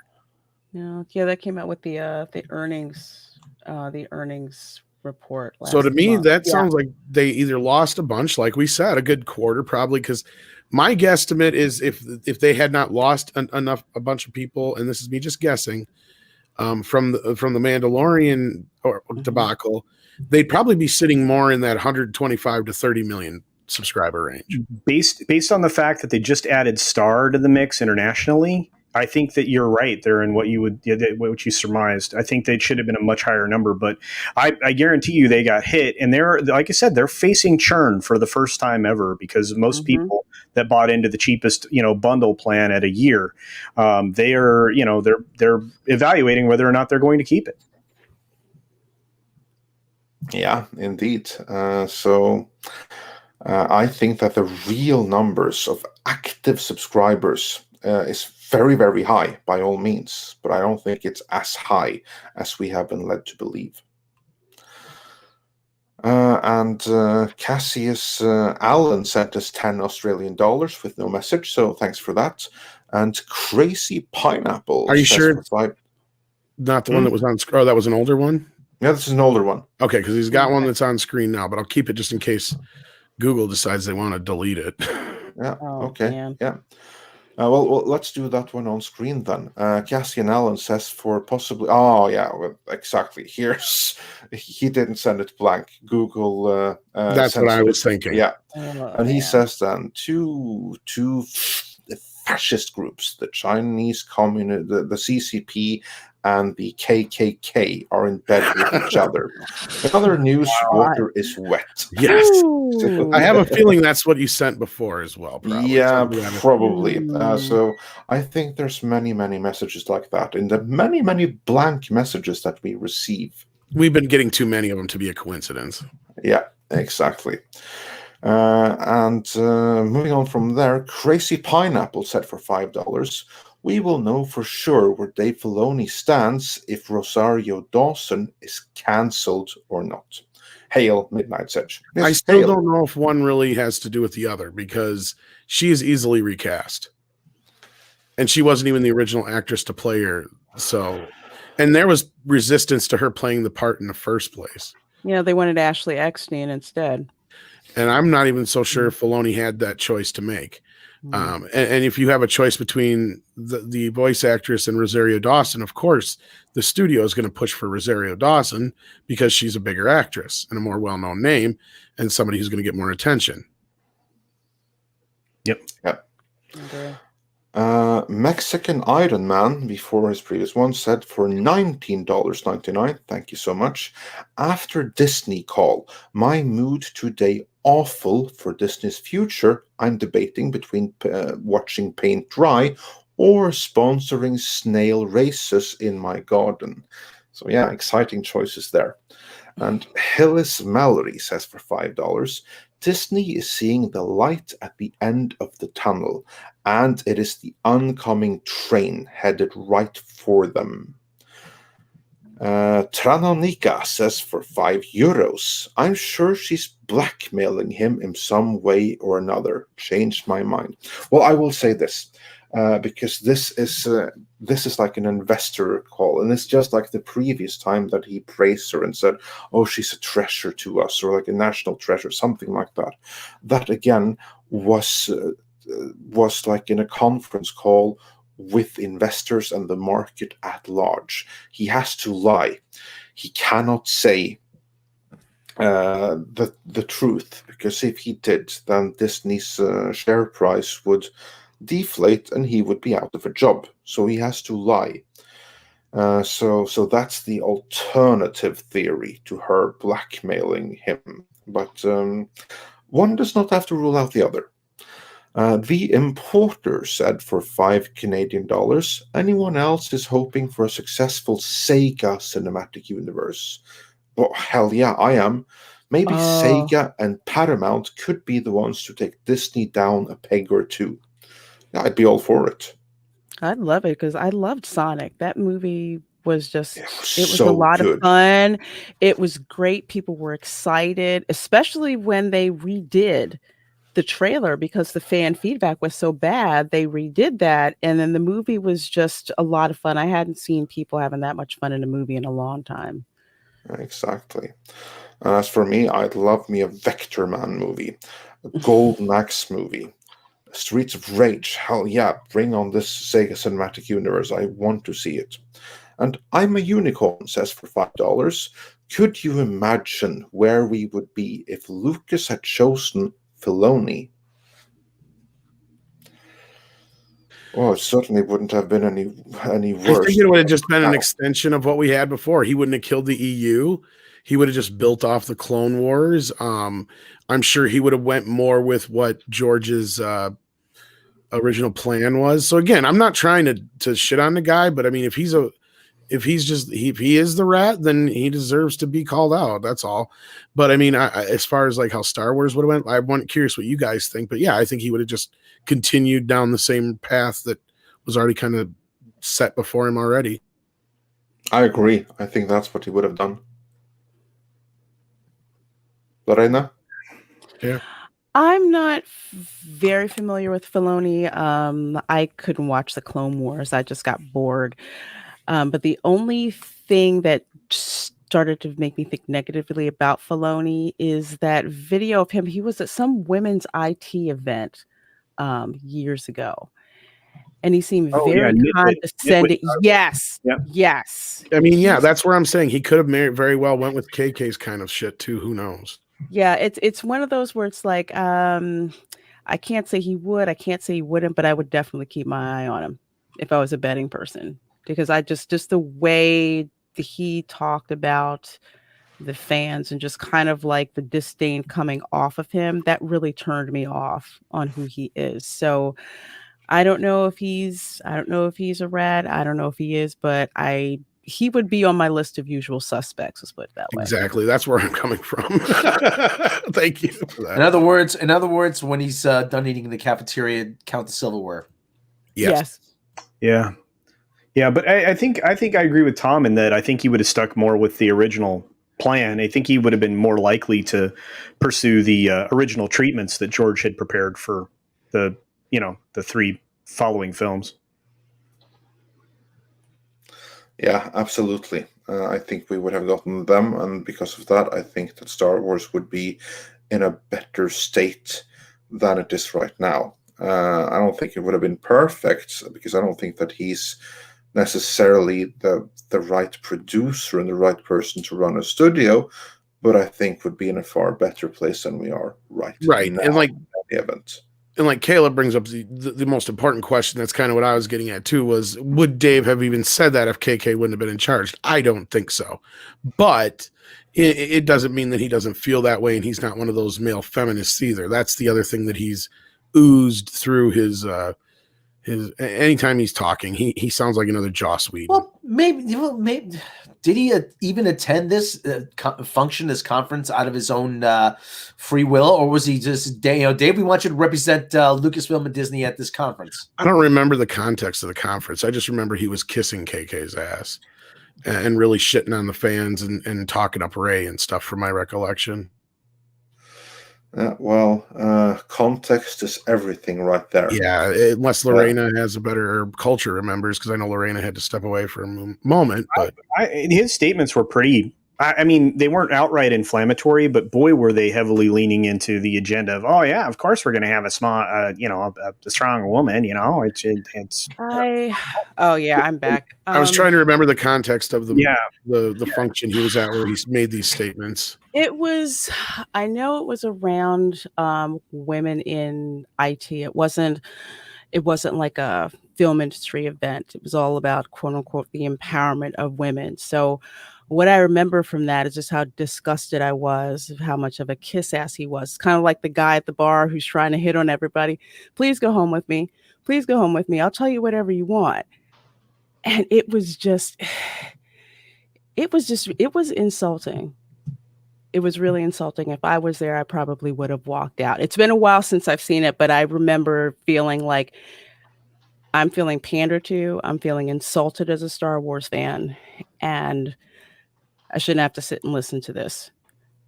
And I believe either was Tom or Culture who basically said that he was pretty much kissing up the KK during that. Yeah. That's very true. Oh, yeah. It was blatantly obvious. Yeah, he went out of his way in that, because it was the ncwit.org so that he was speaking at. And in fact, the article's still up on Bounding Into Comics that actually, I think, also has the video linked to that his comments. And one of the quotes here is, because what we're trying to do isn't just create one type of character. We are trying to create a diverse range of characters, especially female characters that are strong, that are independent. So there you go. God, that's insulting. Yeah. But anyhow, let's get through the rest of these super chats here. So, yes, indeed. Alex Acera says for $9.99. Thank you so much. I'm 32, left by, and I have loved Marvel and the MCU forever. I'm sorry Disney did this to Star Wars for you guys. Funny enough, though, fellow Sanders supporters are nailing Superman TV, LOL. Yeah, who would have thought? Superman on the CW is freaking fantastic right now. And I don't care one iota for the political affiliation of the writers and producers, as long as they do good on screen. Yeah. Are they doing good on screen right now? So kudos, I hope they keep it up. And then I'm blown away. Yeah, and then what was the other part of the question? I wanted to rephrase it for him, or at least touch on it. The first part, he's apologizing for Star Wars for doing this for us. How did he say it? I'm sorry Disney did this to Star Wars for you guys. Well, here's the sad part: is Disney did it for you guys. And I'm talking about the LGBTQ community. I'm talking about anybody who's not white or male. And that's who's really got to start standing up. And that's why channels like Reina and Mary and, Mecca, who's in the chat, and others are important. And there's other individuals who are trans and gay and other things in the community that really need, those are very important channels because they go against their narrative. And it really shows and speaks up that you're not speaking for us by doing this. And that's something we've really pushed for in the Star Trek community as well, is those individuals who are those things have to start. Because, Rob and I can scream into the void all day long, but they're not going to listen to us. Why? Because we're white males. We're straight white males. Or now we're super straight, Rob. Did you know that? We are? Super straight. I'm straight. Hey, do I get my own comic book now? Super straight. Yes. Oh, goody. Always wanted. But yeah, so we could scream into the void all day long. Same thing with Andre and Script and Culture. But when Lorena says something, it means more, and that's why people who are not white males really need to start getting out there and getting their voices heard. And I'm trying to do my best to help that. And that's where, I'm doing exactly what they claim they're doing, and I'm not trying to even toot my own horn here. But it's like when I made Toxic Femininity, that's what it was about. And it isn't just delegated to women either. And Lorena can, vouch for that. Is like, I'm willing to let anybody's voice be heard on that show that is not a white male, especially because that is what's important here, is everybody who's out there that is not being listened to, because the rest are just being called istophobes. It's really hard to do that when, the people that are being so-called, allies to them are really not speaking for them. But they'll try. As I think it's been a month since I've been called a racist on Twitter. It happens at least once a month, and people don't look at the profile. Kind of like people forget that or don't realize Anna's a girl. Yeah, that's it. Mm-hmm. Or woman, I should say. And I'm not trying to be sexist in any way, but yes. Yeah. Well, she is Anna, that Star Wars girl, quote unquote. Right. So. But I mean, I wasn't trying to. Yeah, we know, Tom. Oh, no, anyway, that's the point, is you guys need to really do your best. And I know you're doing the best you can and keep going. That's all we can keep doing. Yeah. And then Geno X1987 says for $5 Canadian, we need a strong female lead. No, that's too strong. No, she's too likable. Filoni is ruining our subversion by making it good. Stop it. Yeah, that's although I do think it's actually more Favreau than Filoni. It's like Favreau is the one that Kennedy really wants to take down, as I've said or as we've said, I should say, in earlier videos. She just wants to get rid of Favreau and the Mandalorian altogether. And so far, she's winning. The war is not over, but so far, she's winning. The Last Millennial says for $9.99. Question for Tom, Script, and Casino. When more likely of Kathleen Kennedy out of Star Wars picture? Before a new trilogy comes or after? Because that won't happen till 2024 at the earliest. So yeah, to reiterate the question, when will Kathleen Kennedy be out? Before or after the next trilogy? It all depends on when Indy 5 happens, but I think she'll be gone before it happens. I'm not so sure she had anything to do with getting Patty Jenkins on board. I still don't think Indiana Jones 5 is happening. I really don't. It will happen come hell or high water for her. That's what I've been hearing. I know that's like the first real property that she yet was ever in control of, but at the same time, the movement on it has just been so slow.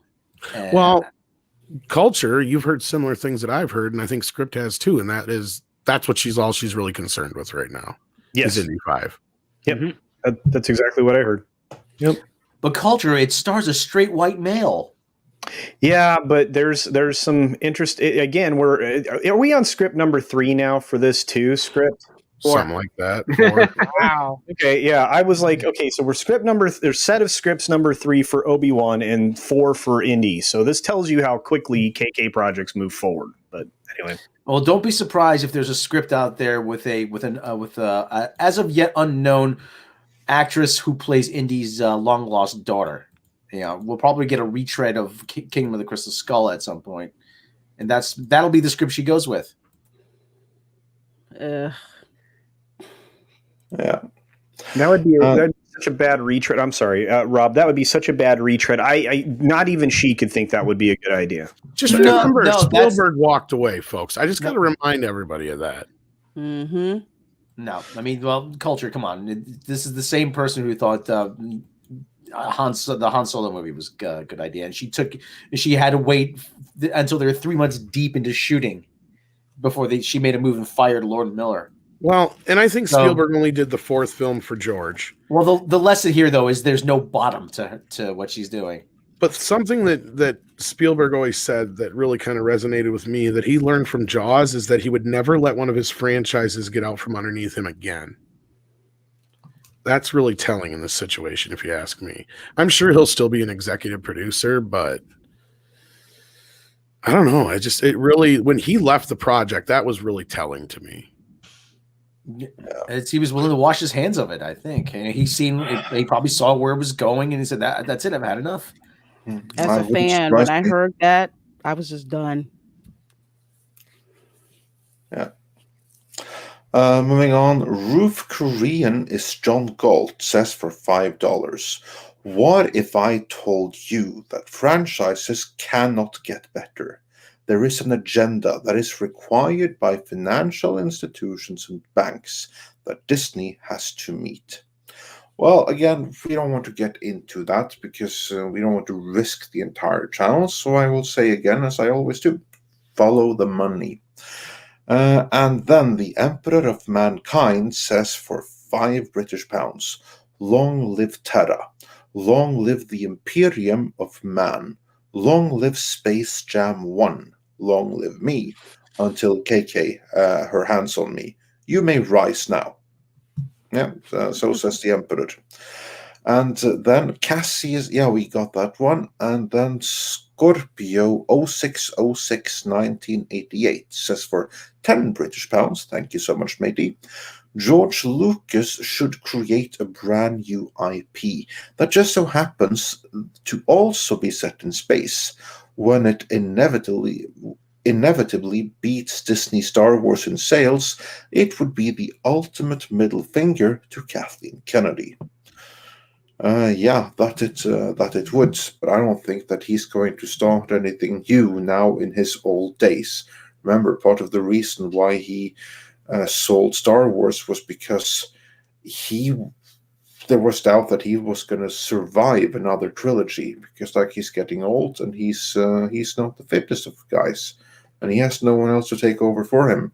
That's a big part of the reason why he sold to Disney in the first place. So it would be cool, but I wouldn't hold my breath for that. Alex Acera says for $4.99. Oh, Andre, you mentioned Kevin Feige is now allowed to use OG Spider-Man characters. What will that most likely look like? Zendaya becomes Mary Jane Watson? No, it will look like the established characters will continue just as that. And the characters from the comics will remain in the comics. That's how that will look like. I believe I was the one who brought that up, and I just brought it up as a plausibility that the door was open now since they have the deal elongated. And, even what's his face? Tom Holland has said, he's only signed up for X amount more, but he's more than willing to continue. And I'm willing to bet that Rothman will be like, keep it going, keep it going. And as far as them reintroducing those characters, I was just saying that's a possibility now in the multiverse. But again, it'll be interesting to see now after how we saw WandaVision play out. That really kind of chapped a lot of people's asses on the whole idea of this thing. I feel like they really pulled a bad move with that. Absolutely, they did. And So, for those who don't know what I'm talking about, I don't want to spoil anything. So, but basically, like they kind of pulled a switcheroo on us. I'll put it that way. in the worst way possible, I might add. A bait and switch. Yeah. We didn't hear that from you, Lorena. Just like real quickly, how ecstatic were you with how WandaVision finished? Not real ecstatic. Yeah, that's kind of what I was thinking. It could have been done much better than it was. All right, rate your anger from 0 to Rob. How disappointed were you? 0 to Rob. 0 to Rob. Maybe about 2 steps down from Rob. Okay. I would say. Bad, huh? Yeah, and most of it is because I'm pissed that Doctor Strange did not appear. Well, I don't want to spend too much time for this, but we see a lot of blaming the fans again. Oh, well, you had all your fan theories. Like, no, you set certain things up. The cast were saying there's going to be a Luke Skywalker level cameo pretty soon. Like, and you set up all these things, and there was no payoff. They didn't wrap up their mystery timelines as they should have. I'm just gonna say this once before we move on, Andre. But the whole thing was she walked away scot-free. This was a CW ending. We know there's nothing. We know you imprisoned and held an entire town hostage, caused them an unbelievable amount of pain, and to the point where they wish for death. But shucksy doodles, girlfriend, we just can't do a thing about it. Bye-sies. Like, really? That's where we're going now with the MCU? And for everyone who says, oh, well, but she's going to be the main villain, they will not allow a woman to be the villain. I guarantee it. If I'm wrong, I will gladly say it. But I'd lay even money, they will not allow it. She'll be either possessed or it'll be the doppelganger, like I said. Or something will happen and she will be the only one with the power to save the universe. They miss so many opportunities, and that's the only thing I think I can say is they miss so many opportunities to do so many different things and to bring more of the multiverse, more of these other characters that they absolutely hinted at into the public consciousness, because the normies aren't going to know Mephisto. They're not going to know some of these other characters, and they missed Agatha. It was not well done. I mean, they didn't satisfy their audience, which, the Luke Skywalker ending was satisfying. There was no impressive cameo that they were talking about. I mean, they doubled down on it. And that was the stupidest thing, we're going to have our Luke Skywalker moment. I think you guys already said that, but that's where I come down on it. So I don't know. Does that put me with Rob, or what? Does it put me below Rob? I don't know. Yeah, there's a few below Rob, but no, I think you're right. What is it? The Triple Lundy, Rob? That's in Back to School. The Triple Lundy. Yeah. Basically, what WandaVision did is it attempted the Triple Lundy. It got the first few, twists in right, but it belly flopped the landing big time is what happened. Yeah. I would say it slipped on the diving board, on the second diving board, and just splat and just like ended up on its back. The second diving board, yeah. Yeah. That second diving board was the cameo, and then from there on out, it was a belly flop down. Exactly. Yeah. And Andre has no clue what we're talking about because he's never seen Back to School. Oh. But I had another vision conjured in my mind.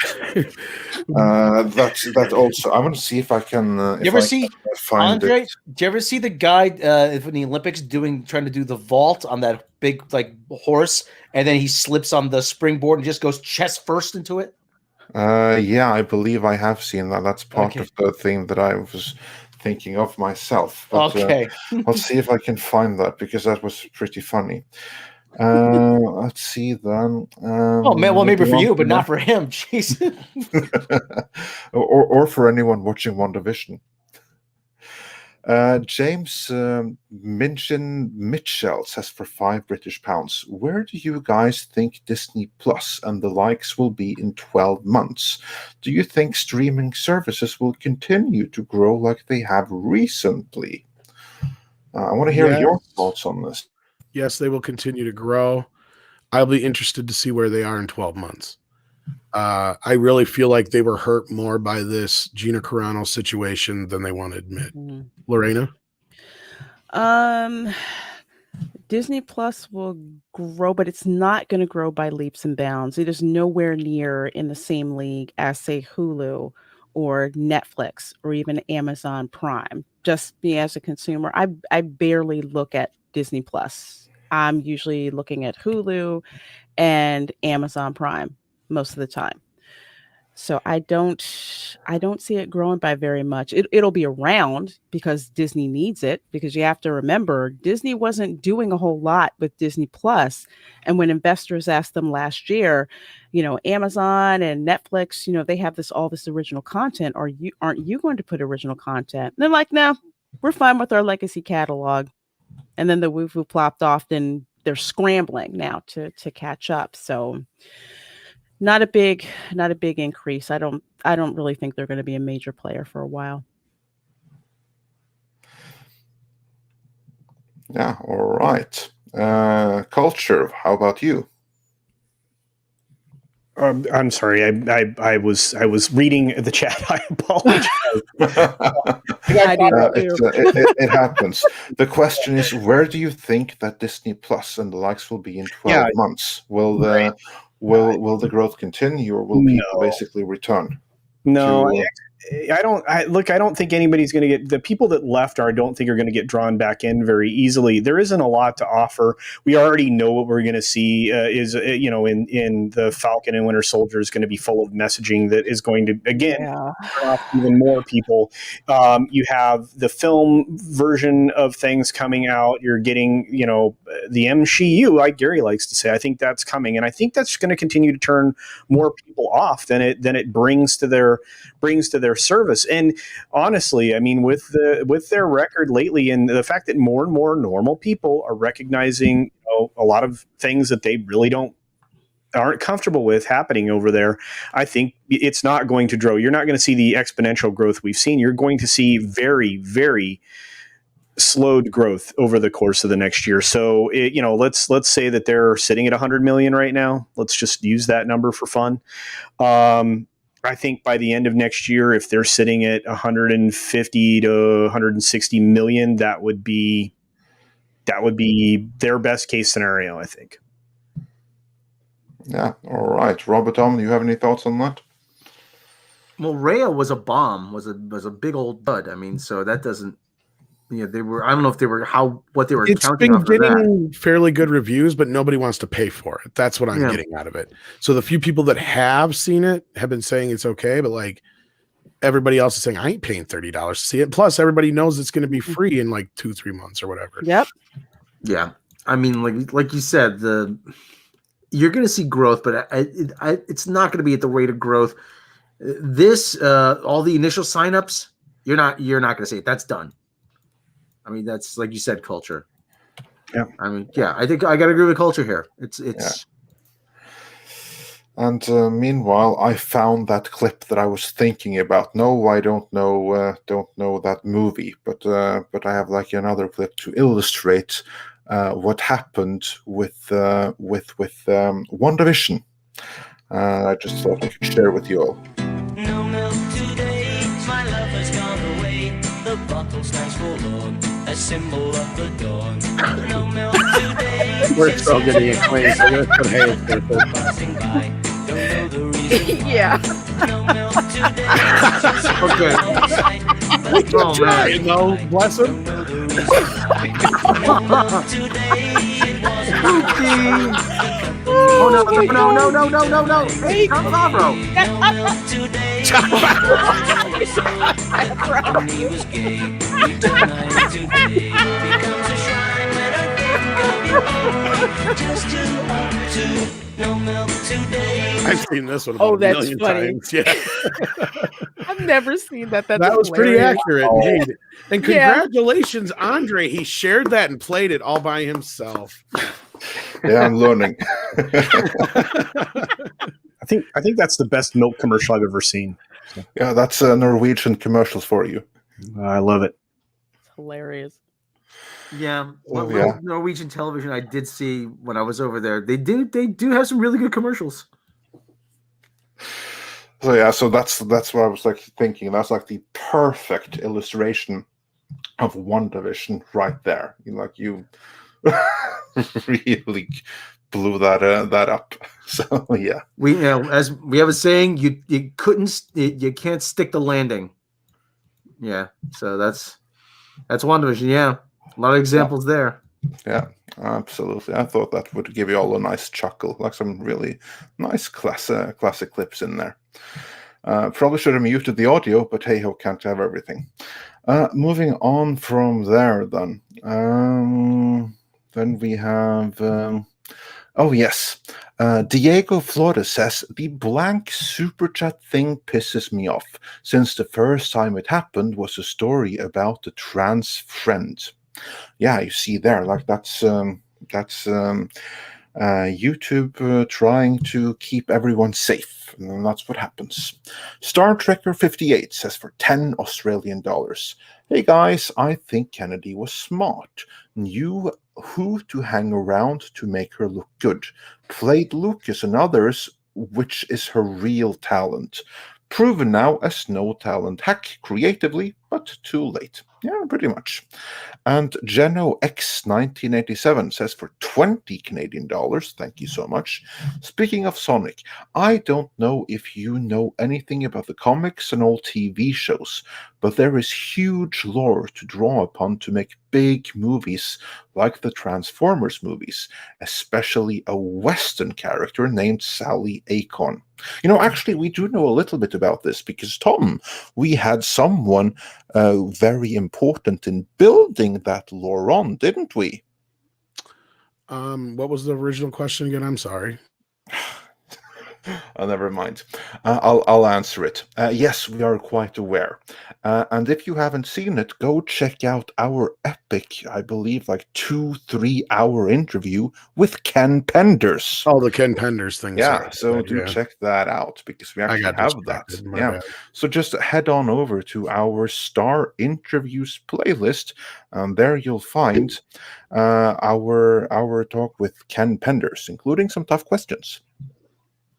The Wall says for $20, thank you so much. The best thing to happen to Star Wars in all of this is new iteration is a guy with too much time. A YouTuber with Trump derangement syndrome who wrote rather decent stories of Star Wars universe being invaded by Warhammer 40k. So anyway, more of the story is check out a guy with too much time on YouTube. And thanks for the super chats. Chris Stewart says for 5 Canadian dollars, KK will be gone before the next Star Wars celebration. Yeah, we shall see. We can always hope. Bradman says, late to the party, just watch the stream with Shane. All I gotta say is, Tom, I love you. And Thank you Tom, for that. we really need a supercut of that whole Shane debate. I know. I actually presented that idea to Rob because I'm like, dude, because I don't know if I can look at it objectively. Like I'm so involved in it that I'm sure there's things that I'll cut out or not cut out that I probably should or shouldn't. I don't know. I don't know if I'm the right person to edit that. I know that's hard for me to say, but I'm so attached to it. Does that make sense? Like, oh yeah, absolutely. It does. But we'll see what we can do about like a supercut of it. And yeah. Titan says, the more I hear out of Disney, the more I realize we are a tiny corner of the internet. If we were anything more than a rounding error, they'd listen. Which is why I say that shareholders are the ones that need to speak up, among others. And then the last millennial says for $9.99, thanks for answering my first question, guys. Well, yeah, of course, our pleasure. For the new trilogy, let's pray they get my favorite director, James Mangold, in there, because you can't go wrong with that guy. P.S. I'm black and love to be on your show. #cancel KK. Well, yeah, it'll be interesting to see what happens with the new trilogy, if there even is a new trilogy, which is something. Mangold is the one who's supposed to be directing Indiana Jones 5. Oh. Yeah, he is indeed. He is indeed. As for the last millennial, yeah, we'll have to check out your content and see what we Yeah, can. just send me a DM or something with Yeah. some links, and I'll check it out. Yeah, contact Tom, and we'll see what we can do. And Mario Pilote says for $5 Canadian, may the rock be with you. Or may the flint be with you. Yeah. And Flicks by Cody says for $10. Sorry if this was discussed already. From the start, KK was trying to alienate core fans. I don't believe writing Geode is an attempt at storytelling. It is a means to cause fans to abandon Star Wars.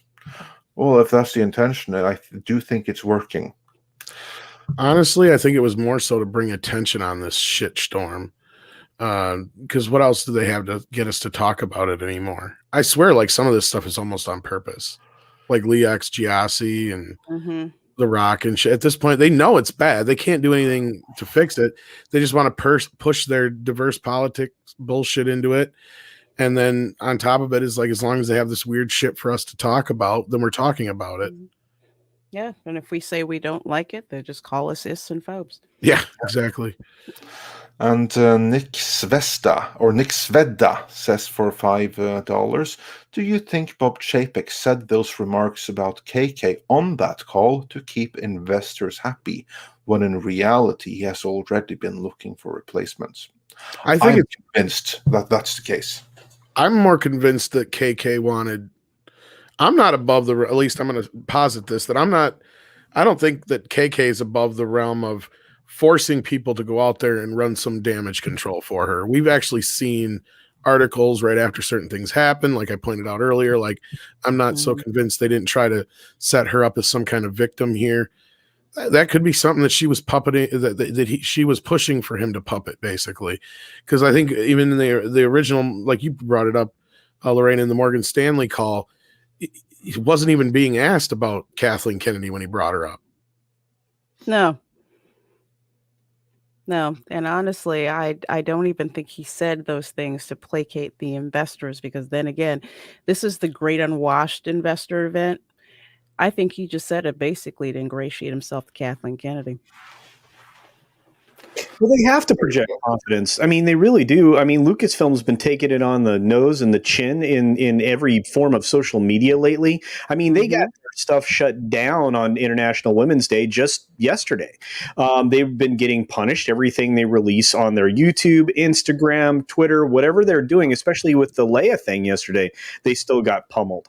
It's the fan community, and it's not always the same people. I mean, as much as the reporting around it from the people that don't like us very much are saying that they're being brigaded, or that they're being organized, and it's an FM plot, which is I've been seeing an awful lot, and I'm thinking, there's a lot of people that are not, FM and aren't even FM adjacent. For those of you who don't know who FM is, it's Fandom Menace, that are going out there, and every time they try to signal this stuff, they are being called out on their hypocrisy.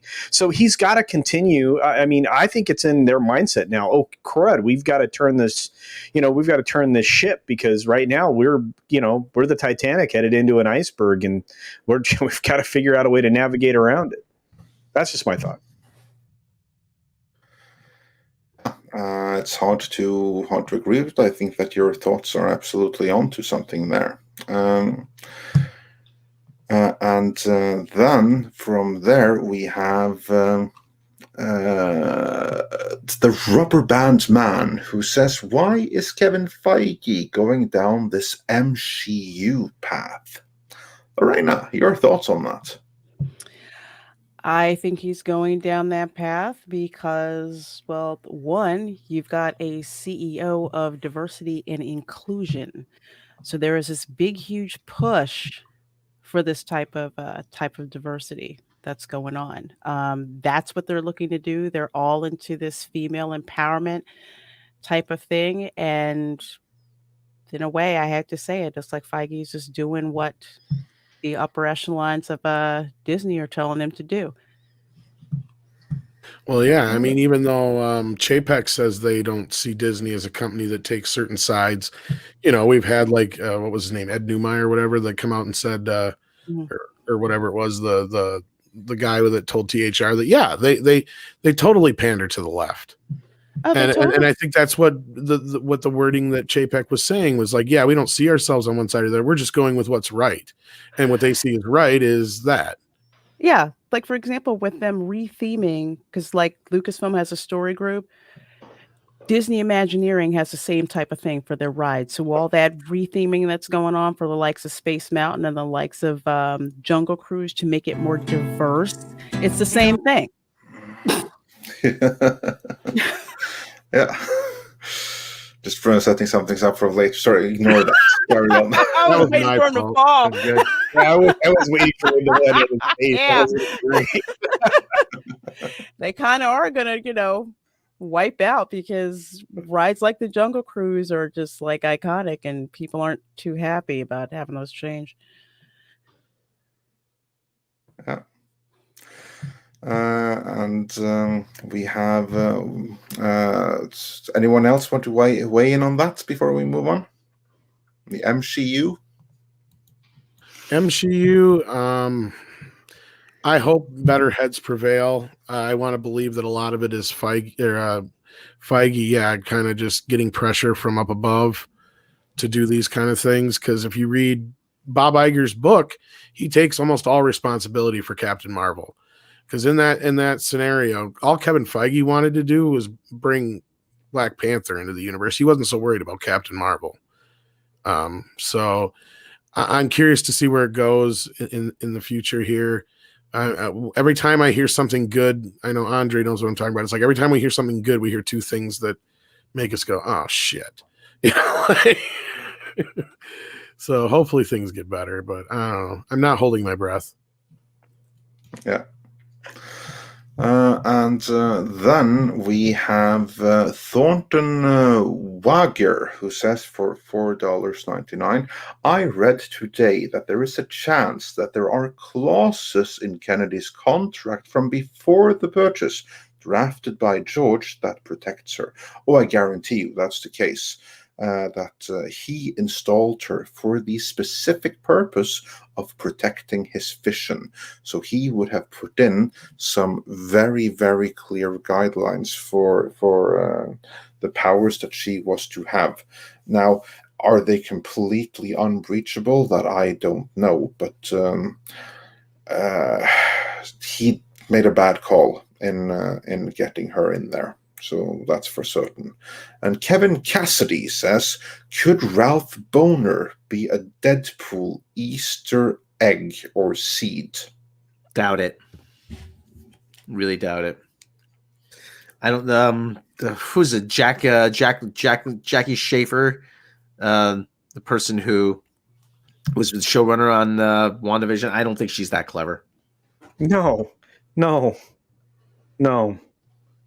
Look, in almost everything now, if you just look at it, I mean, the stuff she has is tied up in this mentality or agenda or whatever you want to call it. No. I warned people. I said it's not what you think it is. When he showed up, it's not going to be who you think it is. It's just something just about that. Just like, I'm not buying it. I'm not buying that this is the same guy as in those X-Men movies. And I don't want to say I told you so.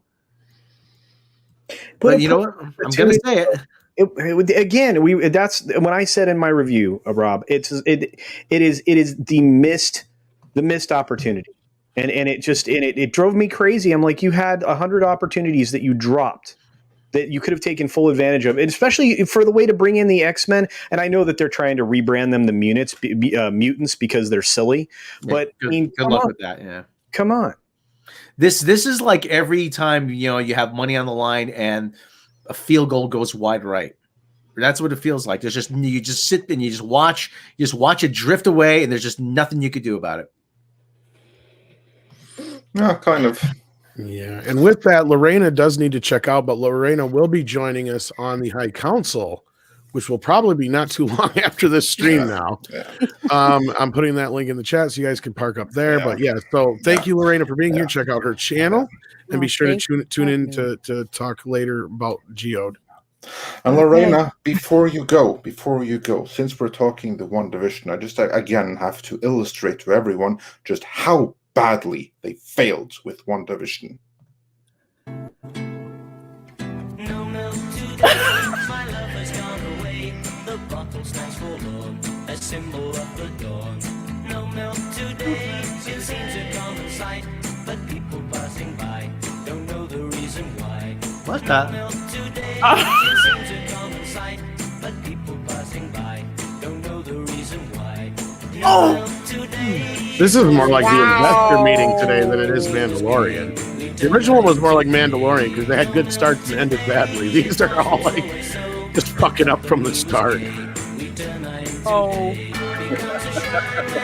that so captures my feelings so well.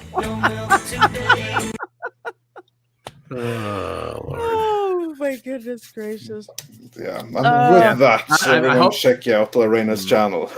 I hope Hey, you're happy. All right. See you, Lorena. Okay, I'll see you guys. Thanks to you so much. soon. I just want to say I dropped a quick video on my channel because I was just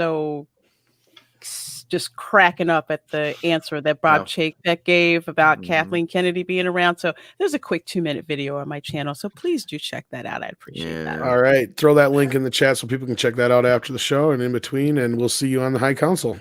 All right. See you later, guys. Thanks. Have a good one. See you. Good night, Lorena. Yeah, I hope you're happy, Andre. We officially owe Herman's Hermits 6 cents in royalties now. Darn it. Actually, probably more than that because we actually played the songs, Rob. That's not like when we sing it. Yeah. Well, I figured that since we They're already claimed. I guarantee you they're Yeah. claimed, but that's all right. Oh yeah, yeah. Oh, absolutely. That's all right. It's a live stream, and they frequently get claimed anyway. So we have a long history with having those claimed. But we have a couple of more super chats to go through before we call it the night.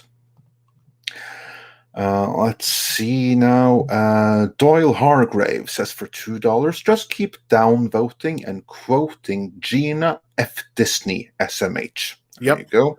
And Trenchman says hashtag sack for Spawn movie. That's not a bad match right there. I want to jump real quick to the last one. Like, yeah, go ahead and keep doing that. Don't do the hateful stuff, though. What I've seen that's been really good on those is just the constantly quoting the Gina quote. Like that to me, it says everything we need to say without being hostile. Oh, the whole "don't ruin my life with lies when yours can be ruined by the truth." Yeah, that's a good quote. That's and I've seen that one plastered all over everyone. And I love seeing that quote. That quote, just keep pounding it into them. Just keep pounding it into them. Tom, new merch idea, bumper sticker. Hell yeah. But you know what? We should take those commercials you just showed, Andre, and in the milk part, we should cut to Luke drinking the blue-green milk or whatever. Perfect. Yeah, let's do that. Oh my. Perfect. And then one for WandaVision, maybe too, if we can come up with it. But all right, moving on with super chats because I know we're almost caught up. Yes. I'm a Unicorn says they canceled both Mandalorian books. Yeah, we brought that up earlier. I'm not so sure what the reasoning behind that is. We'll probably talk a little bit more about that tomorrow, Andre, but I don't know if anybody else here has any info on that other than the quote that came with them, which was very here, let me see if I can bring it up. I was about to ask you what the quote was. I had it here. Basically, it was the same quote on both. Where'd it go? Reevaluating our publishing efforts, yada yada. Yeah, it was like since the show is ongoing. Did you have it, Culture? No, I had it earlier. I don't have it anymore. I know. I just had it here in my messages, and now I lost it. Crud. I think it was in the Mead. Was it in the Mead group? It's not the Mead group. And I forgot which one it was in. Damn it. That's how prepared I was for that. Sorry. But yeah, it was the same exact quote for both books. And one book was, I think, just the continuing story in novels and side stories. And the other one was the actual visual. Yep. The ultimate visual guide. So the news first broke when DK Books tweeted that due to the ever expanding world of The Mandalorian, we will no longer be publishing The Mandalorian Ultimate Visual Guide at this time, as the story continues to unfold on screen. That book was set to be written by Lucasfilm's Pablo Hidalgo. A minute later, Del Rey tweeted that due to the ever-expanding world of The Mandalorian, we will no longer be publishing the Mandalorian original novel at this time as the story continues to unfold on screen. You know what that tells me? Get Gina's character, Cara Dune, out of these books. That's now. a big part of it, and Matt and I also probably think they're not sure where the hell the third season's going, if there is going to be a third season. Man, what a waste. Because you know darn well there was going to be an entire entry dedicated to Cara Dune. Well, and a few people had brought up a few points, though. I mean, as far as the one novel's fine, but like the visual dictionary, you just take out the bits with her. That's not that hard to do, Rob. Yeah, I know, but still, I mean, it's the idea, though. They have to. I don't know how far along in the planning stages they are. That's what I'm saying is I don't think they know what the hell's happening anymore. No. This is Hasbro all over again. We got a warehouse full of fucking toys we can't sell because they're not in the goddamn movie. Man, could you imagine taking your number one most popular character, on IMDb and getting rid of them on a show that both of them technically, if you count Baby Yoda, because Baby Yoda is obviously more popular, which we brought up before. But I mean, we've had this discussion before. I think it could be safely said that the order of importance was Baby Yoda, Cara Dune, the Razor Crest, and then Mandalorian. He wasn't even this part of his own. And Mandalorian's probably even keel with Ahsoka. This is like if Capitol Records or EMI said to the Beatles, "Yeah, we realize you've had a couple of hit records, but we're going to drop you. Yeah, see you later." And I'd even argue that Carl Weathers is probably more popular than the Mandalorian on the show. Yeah. Yeah, Grief Targa, definitely. Well, heck, maybe even Timothy Oliphant's character was more popular. I like this character. I did too. I said that's who the show should have been about. Oh, it's just crazy, man. You think they're going to send in Rangers in the Republic around him? They might have to now.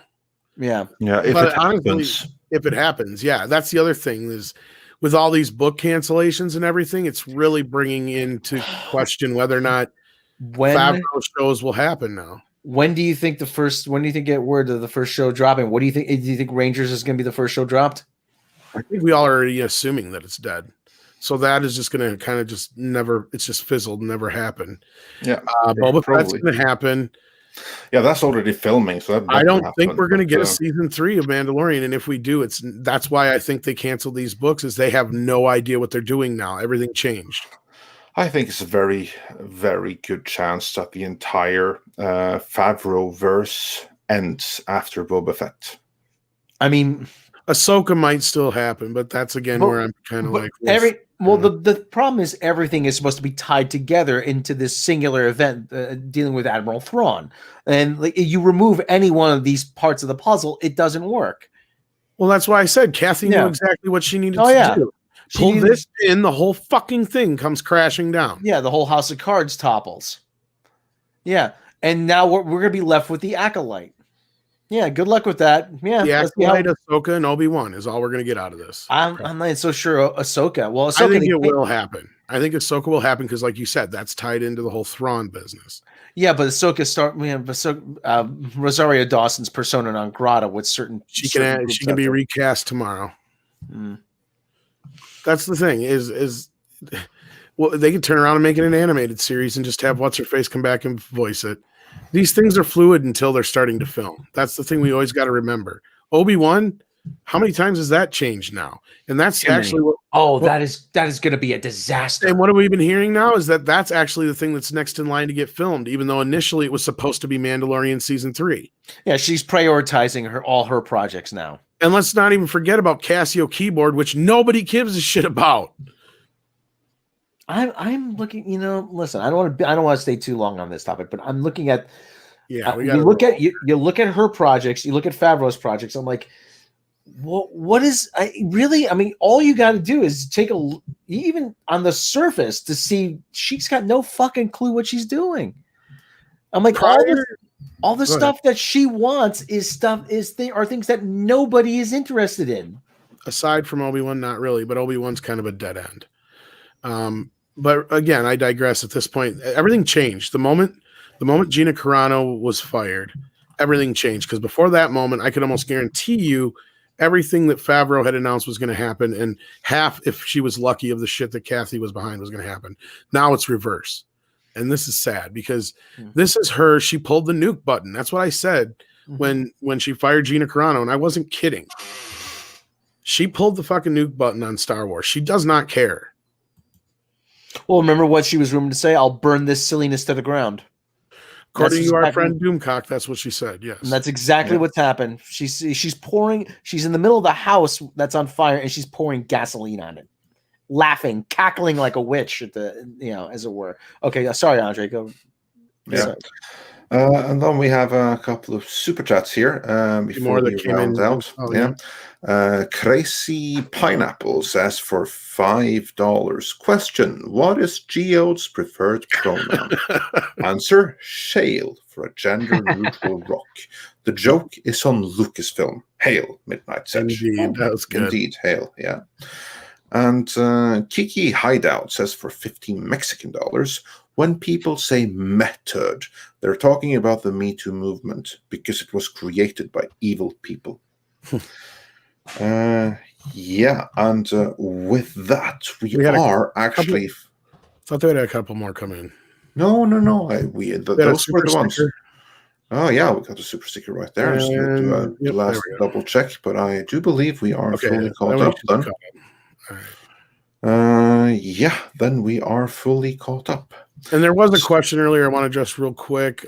We did cover it earlier in a chat, but someone had asked what needs to be done for this to change. And what I've said was, and I stand by it, is that people in positions that can weather a little bit more of the storm and who are in the LGBT community, who are not straight white males, need to start standing up and say enough is enough. Quit using us as your springboard for whatever it is you're trying to pull here, because it's not, they're basically using all those people as an excuse to destroy these franchises. And it's I got to say one thing though. I mean, without being burdened by Star Wars and without having to go out and think about what am I going to invest time in the next Star Wars series, is revitalize my love of music again. I mean, like I said, it just goes to show you there's other stuff out there. I am not bound. I have no obligation to Star Wars to consume whatever you put in front of me. I can go watch. I go watch Mobile Suit Gundam again. I could. I'm like, hey, Jeremy was talking about Jeremy from Geeks and Gamers. He was talking about Attack on Titan. Hey, I could check that out. You're not the only game in town. Yeah, and Trevor, I'll say this much: a large portion of the LGBT community thinks that dick tastes yummy. So I don't think that's true. I think it's being very misrepresented by the media right now, because I know a lot of people in the community that just feel the same way. They're being misrepresentative of what their lifestyles are like, what they want out of their entertainment, and the fact that they're basically being used as a springboard. But more people got to speak out on it. It can't just be us. Indeed. And with that, I would like to say thank you to everyone in the panel who joined us. So check out Reina Creole, who left a little while ago. Culture Casino, where can people find you? Believe it or not, you can find me at my channel, which is Culture Casino. You can also find me at Culture Casino Live, or at least you can find some of my live shows. And as soon as I can actually muster more hours in the day, I don't know how that's possible. I'm trying to learn from Tom how to do that. Culture Casino News will actually launch with an opportunity for me to speak more plainly on news topics rather than just in the pop culture and entertainment field. So thanks a lot. I really had a good time. Just be careful. There'll be a brick wall in your future. Oh, I know. Script Doctor, you got anything on the agenda? I know you've been busy, but you do have a channel. I do have a channel. I've got some evergreen content where I break down TV and film and do analysis and little what-if parts to it as well. You can also follow me on Twitter at Script Doctor PhD. But yeah, it's been a busy first quarter for me on the writing side of things, which has been awesome. So I got to take those jobs while they come, and then once those get to a dry spell, I'll be getting back to videos and finishing off some reviews and analyses. Awesome. And again, I remind people that usually at this time, well, at least earlier than this time when we first started, we do a broadcast on Midnight's Edge After Dark at 5 p.m. Central on Tuesdays and Thursdays, the opposite days of Midnight's Edge in the morning. So normally you would catch us over there at this time period, but since this was such big news, we decided to do it here. But do check out After Dark as well. It is our sister channel here for Midnight's Edge. We have a little bit more fun over there as well. Indeed. And with that, thanks to everyone who joined us, and we will be back again tomorrow with more regular content, as well as with our morning show, Midnight's Edge in the Morning. That's 9 a.m. LA time and 5 p.m. UK time, which is 6 p.m. Central European time, where we will, of course, cover this right here, plus the response to it in far greater detail. So make sure to be back for that. With that, I bid you all farewell.